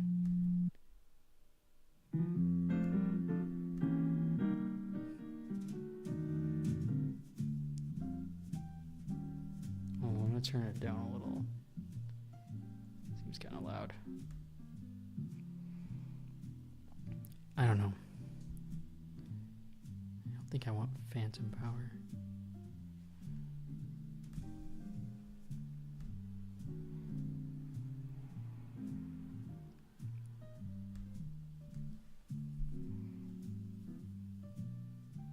Okay, Corgi Mama's saying to use the other mic. You guys want me to swap mics again? I'm not so auditory. Obviously, as a high-level musician, you are. No, I'm an ex-musician, so I don't practice music anymore. You have to stay very current with it in order to be able to play. Thanks for joining, SW. But, Atomic, are you still here? Like, is it coming out both sides now for you? If I have a 4-inch pottery candle vessel using and coconut apricot wax, what wick do you suggest? Which coconut apricot wax are you using? And, well, your fragrance percentage would matter to a lesser degree, and it will also matter depending on, like, the individual fragrance too, right? But to a lesser degree, I guess I should say. The main thing is going to be like your wax, your wicks, and your container. Your sass are pitchy, if that's a word. Okay, yeah. No, that's valid. Yeah, I think that's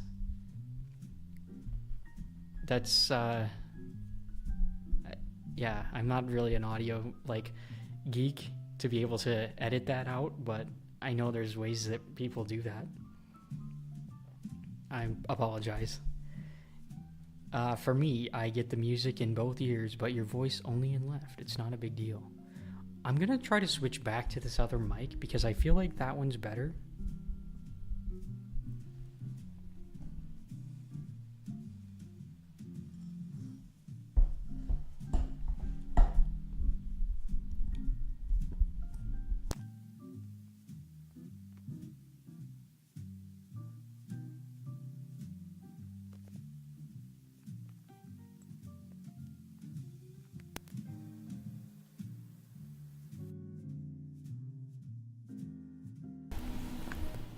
Alright, let's try that.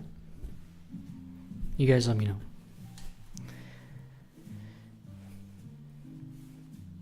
Chayano Roots, Mind and Body, great to see you live. I have been following you for quite some time and appreciate all your videos. They are so informative. Which, by the way, now you have me wanting to spend money on Black Tie Barnes oils.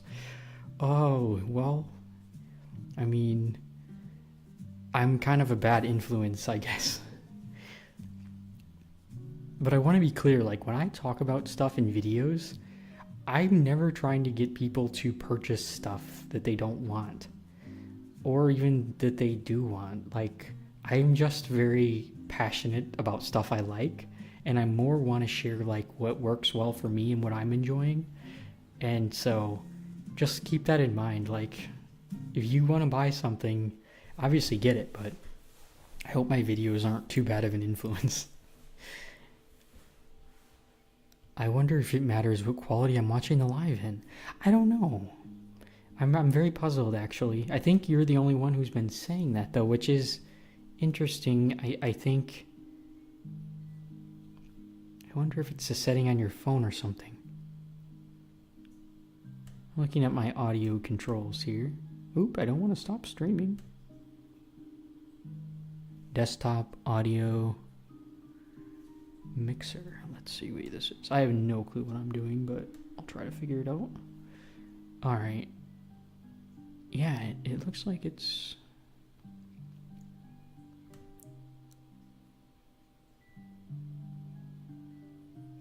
Advanced audio properties. Let's click this.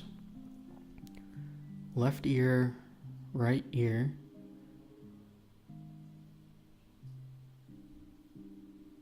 Video device capture 2. Audio monitoring.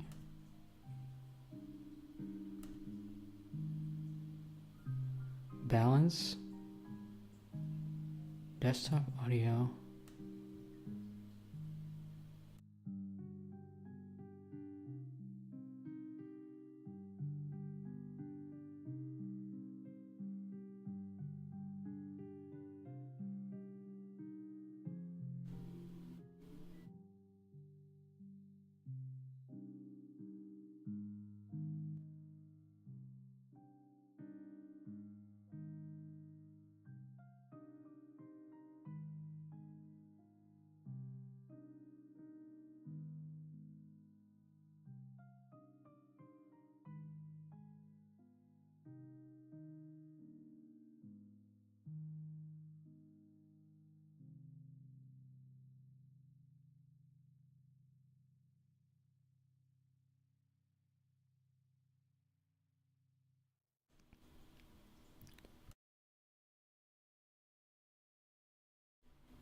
How about like now? Testing 1, 2. Desktop. I think I should be back now. Okay, thanks for letting me know, guys. I apologize if the sound isn't the best. I'm not really a pro at this.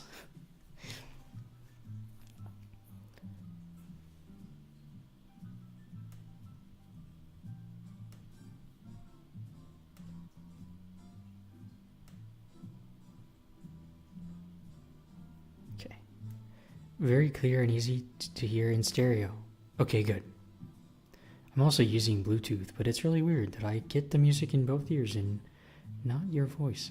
Yeah, I'll try to look into that. I mean, but if nobody else is having the problem, then it is probably something with your settings. But yeah, I'm sorry, I don't have a good answer to that. I mean, I have no answer to that. I pay for Patreon, but I love this part. Oh, I'm glad, Linda. Thanks for your support.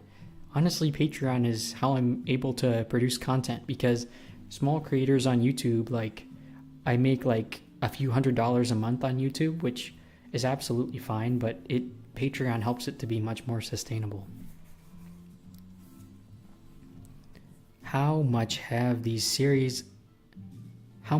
some series lay between the chat and the video? Cuz I can't hear him at all now.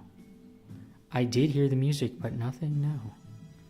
I think it may be your system. I'm not sure because I think other people are hearing from what they're saying.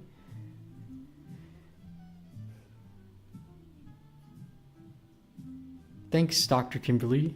Are you making skincare things or candles only? I thought I remember seeing a body butter video at one point a while ago. Yes, I do actually make skincare items, but it's candles are like my bread and butter, if you want to think of it like that. But I love formulation, so I oftentimes will make other types of products periodically as well. I did release some sugar scrubs. I think there's a couple left on the website, maybe like less than 3. They're mostly sold out. But actually some of my favorite are still left. I want to say the espresso ones. So like I'll have different products periodically.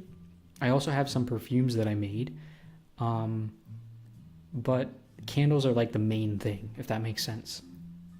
I'm also an occasional soaper, but I haven't made soap very much recently because the price of olive oil has just gotten very expensive.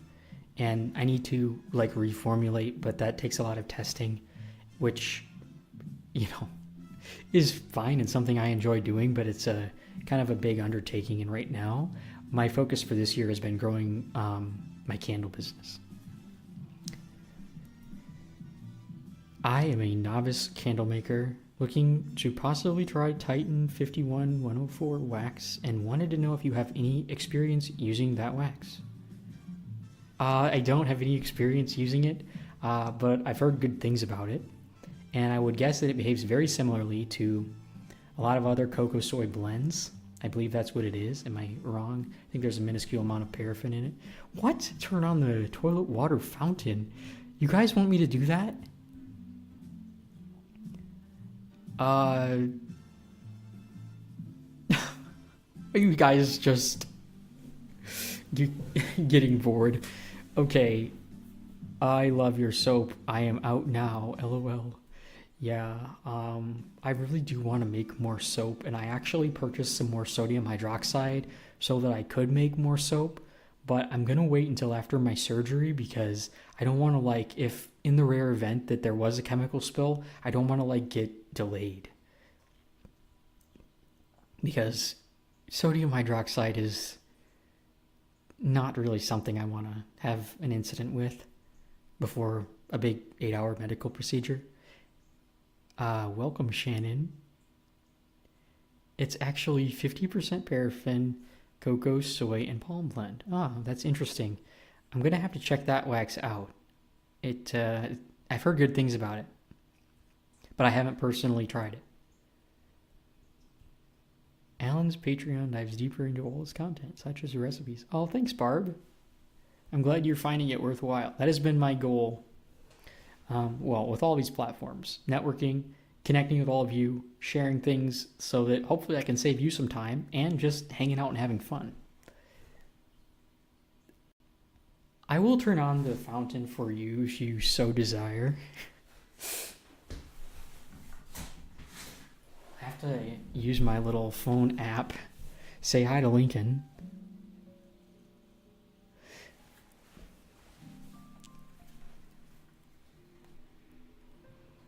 It's probably going to be kind of loud. Alright. You'll start to hear it very soon.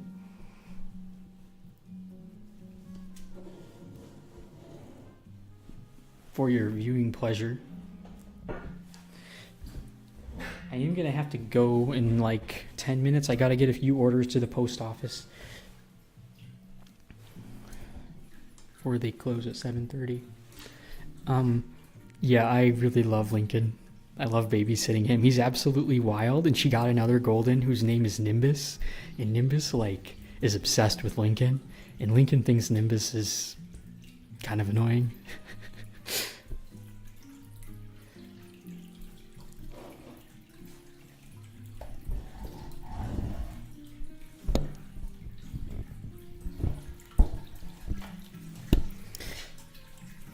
All right. This is going to be loud. I don't know why you guys wanted me to do this.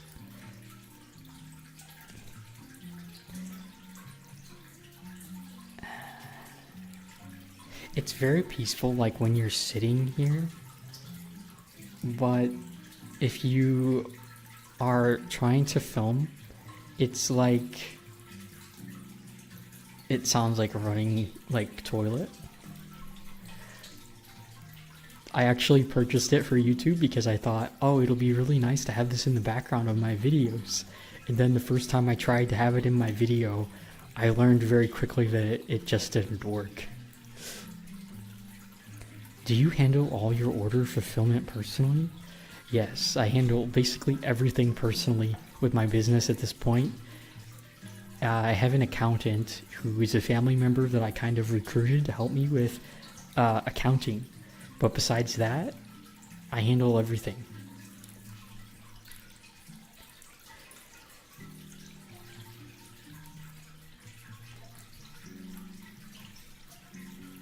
I'm gonna try to... Did we lose the music?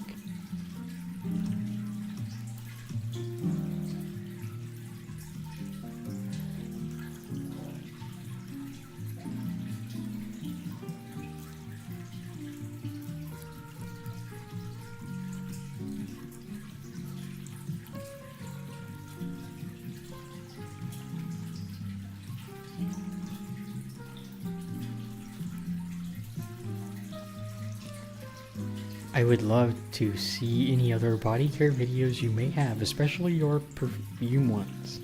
I'm a body and bath care maker myself. I made candles 3 years ago, but did okay with them. Yeah, I have actually a whole playlist of videos if you check out soap and other products. I think if you look at like my playlist, you can find that, and it has like body butter videos. Some of them I actually, in several, I just give the whole formula. And my main body butter formula is an oil-based recipe, but then I also have one that's like a emulsified body butter. There's some scrub formula ones, a handful of soap videos, perfume videos. So let me know if you have trouble finding those.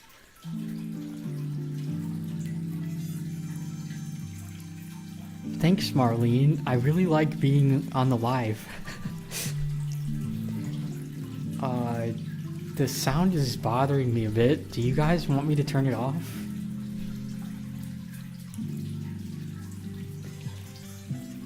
My next house has got to be ranch style. I'm over stairs. Yeah, I have 2 staircases. I have just a 2-story like regular house, but the basement is where I have like my fragrance oils and a lot of my supplies stored. So going down there to get the supplies is definitely... like, it takes me a lot of time to run up and down the stairs over and over. All my wax is down there. So, love your last perfume video. I'm so glad, Amy.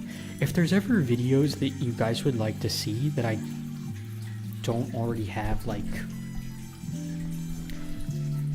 on the channel, just leave it in the comments, particularly, like, on a video, and I will add it to my list.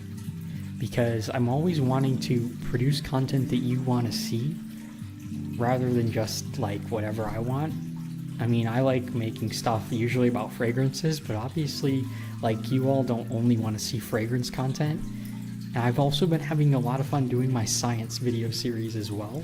So if there's other like kind of random videos that you would like, just leave them in the comments is the easiest way. I wonder if you can see the water. Thank you. I'll definitely check those out. The live is awesome. Oh, thank you so much, Holly. So I was asking earlier, and I'll ask this one more time too. Does this time work well for you all, or would you prefer like a like 8 p.m. live or something, Eastern Standard Time? I'm thinking of doing it on Monday or Wednesday. It's gonna be different when I'm in Texas based on how I feel, because I'm having an 8-hour surgery, but like I want to kind of know what time. I might do a poll or something too on my channel to see what you all would like. Yes, the time is good here in California. Fantastic. Your this would be starting at 2 p.m. I believe your time. Night is better for me. 8 p.m. would work. Yeah, we're 3 hours apart. There it is, best indoor fountain.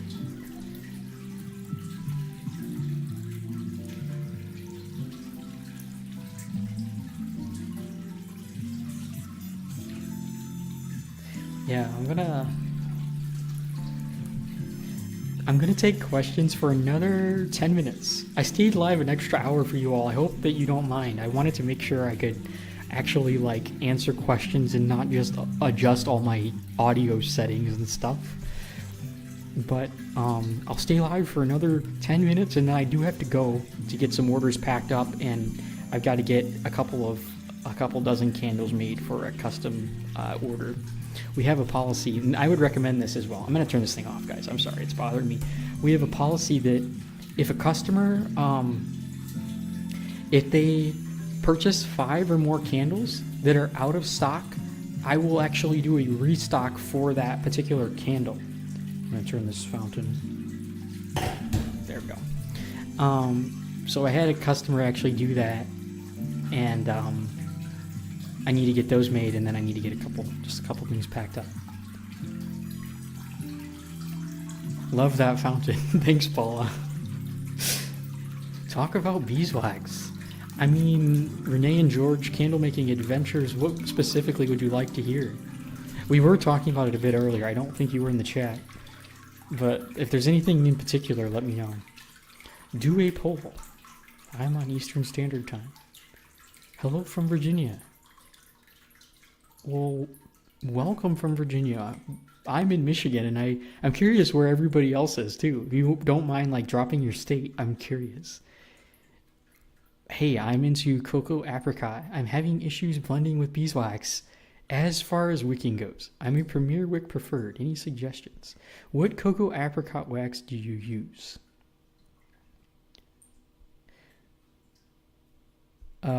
Yes, I'm making my own custom beeswax cocoa paraffin blend. Wicking has been fun. Yeah, I mean, are you going for like cotton wicks?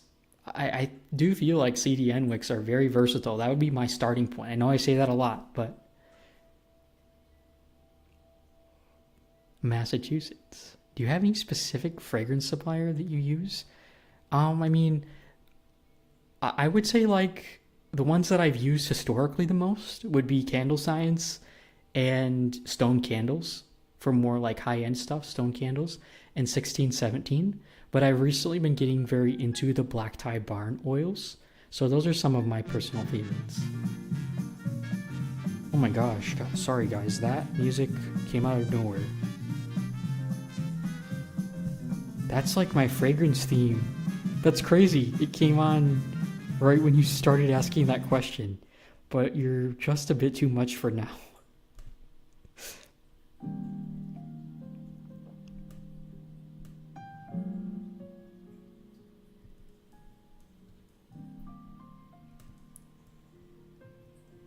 I think that's better.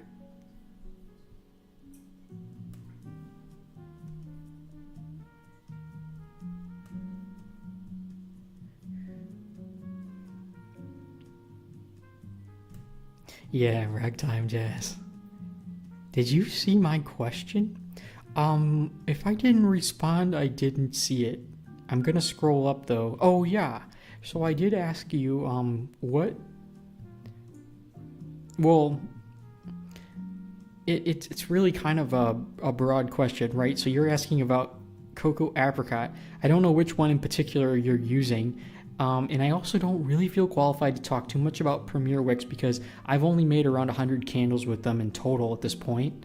And it really depends on the amounts of each ingredient. Like the amount of beeswax that you use in your blend is going to heavily dictate like Premier Wicks working at all. If you're just using it as an additive to harden the wax, like less than 5%, you may be able to do it. But if you're using like a higher amount of it, then I would definitely not be using Premier Wicks. I'd be using something that's gonna potentially work a lot better for the wax that you're using because beeswax is a very, very dense natural wax. Yeah, 35% beeswax, that's Premier Wicks are just out for you. I hate to say it, but you need something that is going to have the capability of burning at a higher temperature, because beeswax is going to take more thermal energy to be able to get to the temperature that it needs to in order to produce a sufficient hot throw.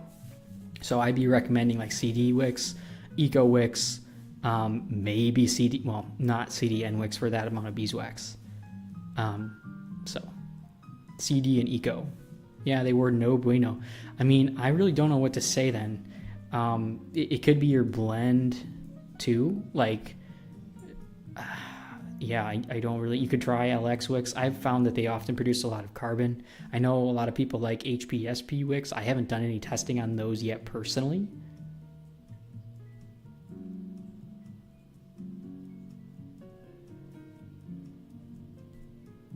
Yes, I said BTB. Yeah. Well, my fragrance theme like came on right when I started talking about, right when I got the question about fragrance oils.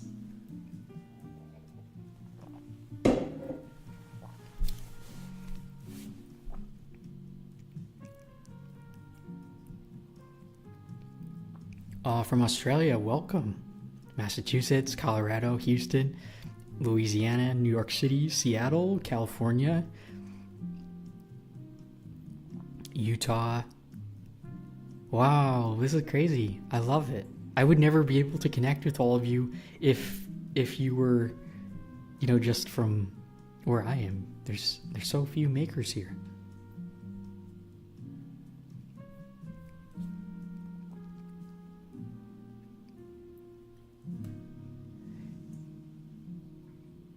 The melt point is around 130. I mean, I would think that it would be that would be the absolute lowest for that amount of beeswax. I'm surprised at that actually, but if you've tested it, how do you know if a wick isn't suitable for a fragrance oil you are using? Well, there can be a number of different indications. Mushrooming, soot. Those can also be indications of the wrong size within a series. Excessive leaning, which certain wicks are more prone to, like HTPs. I would say one of the biggest ones is probably soot and excessive carbon buildup. And those kind of go hand in hand.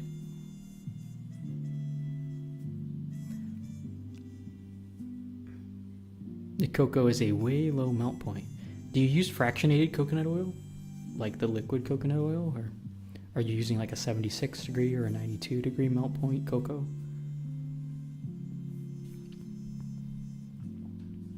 Alright guys, I've got about 2 more minutes and I'm going to hop off the stream. But I just want to say thank you so much to all of you for joining. This has been a lot of fun. This is something that I'm probably going to do a poll to see what day and time works best for people. I'd like to keep to my regular schedule on Mondays or Wednesdays, probably not Friday at 10 a.m. Eastern. I might even do a Friday night live. We'll have to kind of see. Yeah, Wendy, if you tap the bell, the little bell by any of my videos, it will notify you when I go live. That's the best way to know. But yeah, thank you so much to all of you for joining. And if you do have any other questions that I didn't get to, just leave them in a comment on a video, or if you're a patron, just message me, private message me. Actually, I always check that every day, at least once a day on Patreon, but I also try to reply back after I responded to my patrons to all the comments that I can on YouTube as well. I know. Wendy C is my very first patron, guys. She always has a special spot in all my videos. She's always the very first patron ever mentioned. Anyways, guys, I think that is going to be all for this one. And yeah, I will hopefully be back in the live stream, maybe even sometime later this week, because I am trying to get more practice at this. But anyways, I'm also going to be posting another video test burning more candles, because I know a lot of you did want to see that, like with where I felt kind of uncomfortable doing it, because normally, like, I try to have good audio quality, and like I try to use a camera as much as possible. And when I had all these test candles burning, when this is for the black tie barn oils, but I think the basic thing that you all liked was just seeing like the process of what I'm looking at, and kind of if I see this, how I would change it. Music was too loud, and music without singing. Use music without singing. Oh, I'm so sorry, Linda. I will definitely keep that in mind. But if it is too loud, just tell me and I'm happy to turn it down. But yeah, because my audio quality, my monitoring of the music, I have a very poor ability to monitor the music. So you guys have to kind of tell me, and I can always adjust it. When I get better at this, maybe I'll have a good way to monitor, but anyways, yeah, so I was thinking of doing like another video following up and refining my results, where with those test candles, I show kind of like some of the scents I've made more than 5 candles with, to kind of figure out what wicking I like. And part of that is because I'm so new to the Premiere series, and part of it is because within the Premiere series, there are so many different terraces within the wicks. You can really refine your wicking very precisely with that wick series. And another thing I've noticed that's very interesting, actually, I wonder if I have the fragrance here.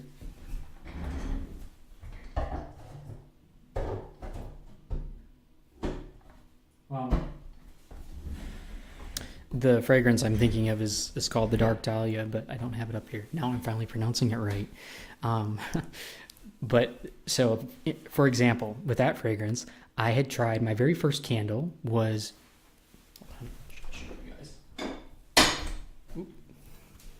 this wasn't the vessel for that particular candle, but it was this 3.5 inch diameter vessel that I was using and wicking it with 2 HTP 52s, which actually, it worked pretty well, but there was a very, very slight amount of tunneling at the end of the candle.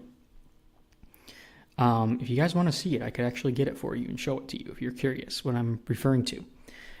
It's very interesting because everything about that candle performed optimally. Obviously, there was a very, very, very slight amount of tunneling, but the fragrance throw was outrageous, absolutely outrageous. Then my second candle with that fragrance was with 2 HTP 62s, and these are all with IGI 6006 and about 8.5% fragrance. Now, the second candle, it was interesting. I don't think I've ever quite remembered a fragrance behaving this way for one of my candles. But it smelled almost like the fragrance was hot. Like if you've taken clothes in the laundry and you've run them in the dryer for a bit too long, and it kind of distorts, not terribly. It would still be a really great smelling fragrance if you haven't smelled the other way. But what I speculated, it was interesting because that candle actually, hold on, I'm going to get them for you really quick. I have to just show you guys because it's very fun and interesting to me, kind of the science behind some of this. These are just speculations and hypotheses, right? I don't have anything close to a theory at this point, but I'm going to show you really quick and then I'll end the stream.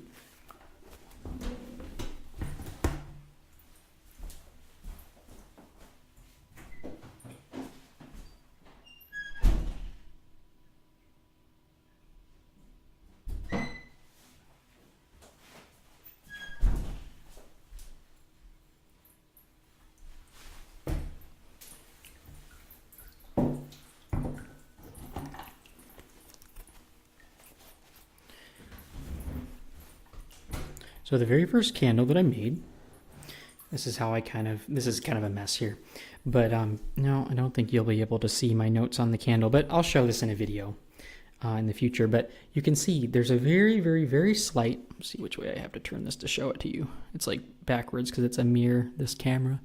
But you see how there's a very, very, I'm doing it all backwards. Come on, Alan. Yeah, very, very, very slight amount of hang up there.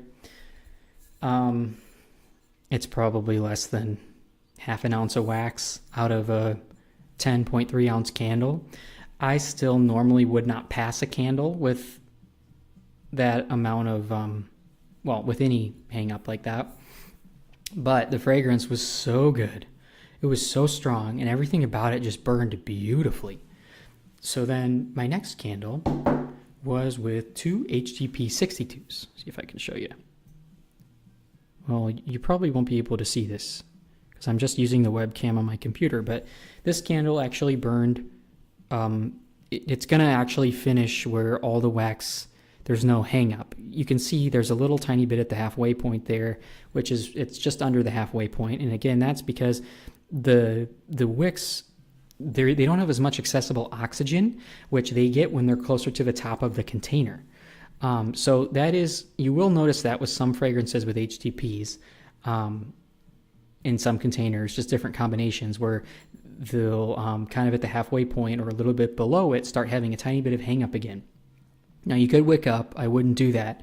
But what I noticed with this candle is that the fragrance throw actually was diminished from the other one, which was interesting because you'd think it would be stronger since it is burning a little bit hotter with two slightly larger wicks going from the HTP 52 to the HTP 62, which is the next size up. But that actually wasn't the case. The fragrance throw, I would say, was slightly diminished. And this is, again, keeping all other variables constant. And it almost had like a hot smell to it. So the fragrance didn't come through nearly as well as this one. So what my third candle will be with this fragrance is, and I like actually, if possible, keeping the jars. I know it's kind of a pain because you get so many of them going all around your house, but just so that way you have a reference on the container itself where you're putting your burn times and your formula right on there. And my burn times, I'll always list them from top down. So my first burn will always be on the top, and then I'll just go down and make rows. So I have a reference on the candle, and then I'll also copy that into Excel, or you can use Google Sheets, Google Docs. So that way you have a computer reference if you were to have your candle destroyed, broken, anything where you lose your record on there.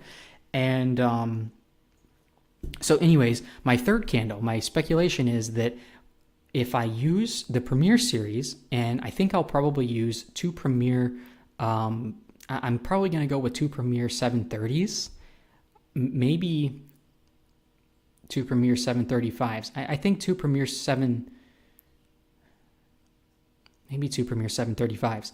I want to see if I actually am able to maximize both the hot throw and the temperature of the wax. So basically, I'm trying to get it to burn at a little bit of a cooler temperature, because part of the problem that I speculate with it before was that it was just burning too hot with the HTPs that were one size up. So I'm trying to get all the wax from the sides to burn down, like this one doesn't quite have, but get the temperature not quite as hot as the HTPs will get to with that paper filament kind of woven throughout the wick. They're going to burn slightly hotter than the Premiers will in general. So yeah, some of these I will make. Like I said, I have one that I think the Twisted Pumpkin, I made like 7 candles. Part of that largely is because I'm just testing out this Premier series and had the issue where I bought something from Aztec. It was, or Flaming Candle, and I don't remember which one. It was labeled one way, and then the black tie burn ones were performed differently, the Premier wicks. I'm not going to say whose fault it was, because I really don't know. But I do speculate that it probably would have been Aztec or the Flaming Candle, just because I don't think black tie barn, I don't think, I have a suspicion that it was probably one of the other two. But it is what it is. But it kind of set back some of my testing a little bit because I was getting some mixed results there. Just was watching your video on candle burning tests. Do you track melt pool depths? Yes, I do. I don't always track them though, like in writing, but that's something that I will kind of keep an eye on. Please help with creating Excel or anything like that for logging. I mean, I'm no expert with Excel, Savage, but like just a really basic document I can show. I feel kind of silly doing it because I'm not an expert in any way. But I do like using it because you can have a spreadsheet and it's kind of quicker and easier to see, and you can sort them in different ways too. So I saw Hive and Honey sells Premier Discovery sets 5x25 separate sizes. Oh, that's cool. I didn't actually know that she sold Premier wicks. So anyways, guys, I think that's about all, but I will have, I think a lot of you have been enjoying the candle testing videos, so I will try to keep posting those. There probably will be at least 2 more of them. My goal again is to show you a bunch of different candles, kind of burning all the way through them, and kind of how they change throughout the process of each burn, the length of the burns, what I'm looking at in particular, what I would change about it, if anything. And yeah, I feel like there's just not as much of that as I'd like to see on YouTube, but I am apprehensive about it just because, like it's not like professional quality. It's just real quick with my phone. Let's record this. And then, I want to have my audio be captured in real time so that you're actually able to hear what I'm thinking and not like a voiceover version, if that makes sense. So as long as you all are enjoying that and you're not put off by it, I will keep posting those types of videos. Okay. Yeah, I can definitely consider doing something like with an Excel tutorial, but it would be very basic because I'm definitely not an expert. I have some chemistry teachers, but I've been in lab that'll make all these really fancy graphs and stuff in Excel and kind of guide us as students through it. But yeah, I don't know how to do any of that. I just make a really basic spreadsheet with kind of, lined up with the fragrance, the wax, what I've tried, some basic notes, and then I'll color code it. Like if it's green, it's ready to go. If it's red, it's failed. If it's yellow, I'm still testing it. If it's purple, or I use like a kind of periwinkle color to mean that I'm waiting on supply of fragrance or of wicks or something, or it's basically on my up next list to make, so that way I can quickly kind of sort through it visually to see what I want. And then I'll also put like the container that I'm using, even the color of the container. It's just a nice software to be able to kind of quickly sort through stuff, and it's free. A lot of people have it. If you don't have Excel, you can use Google Sheets, and that is also a free resource too. So you don't have to buy. I know there's a lot of makers who use like Crafty Base, Inventora, and I might in the future. I just, at this point, I don't really have a reason to. I know they can do more like with the math and stuff so that you're able to actually, be able to utilize them to make different batches. I just find that the math is pretty simple, and you can just kind of write it out. And if you guys would like to see more kind of math videos, I'm happy to film more of that kind of stuff too. Just kind of how I would do it, if I'm making a batch of this. Basically with the math, if you're making just if you just need to figure out what it takes to make one single candle, right? If you know how much fragrance you use and wax and basically your fragrance and your wax for one candle, you just multiply it by however many you're going to make. So you can easily make any batch or size. I just don't really see a reason to buy a special software for it. I mean, you could.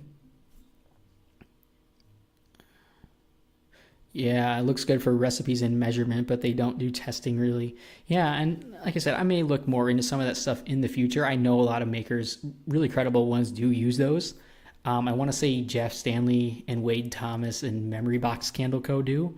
I want to say Memory Box uses Inventora and Wade uses Crafty Base, and Jeff may use, I can't remember what Jeff uses, but yeah, like they're resources that a lot of credible makers really use and like. If I don't absolutely need something, I'll usually not want to pay an extra subscription fee. You know what I'm saying? So that's just my attitude. But basically figuring out your ingredients to make one candle, and then just however many you're going to make in a batch, you just multiply by that number, and that's all I'll do. So say I want to make a batch of like 5 of this scent and 10 of this scent, you just take everything that you use for one and multiply it by that number. So, it's very simple. I'll probably test them, but testing remains a gap is what you want to track / store it. I'm not sure I understand.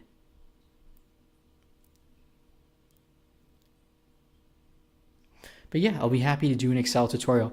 I'm going to hop off the chat right now, guys. I'm going to have to get some stuff packed up and get some other stuff done here. But I really enjoyed chatting with all of you. I do hope to be back very soon. I will try to figure out a way to like notify you guys when I am going to go live. But for now, just click the little bell under my videos, the notification bell, and that will automatically notify you both when I go live and when I post a new video, or it should. But yeah, I'm going to do a poll, kind of figure out what time works best for people, and I'll go from there. Or they may just be totally random, where I just come on. I used to do that all the time on Instagram, and it's a lot of fun. Anyways, peace, love, and light to all of you, and happy candle making, and look forward to talking with you all soon.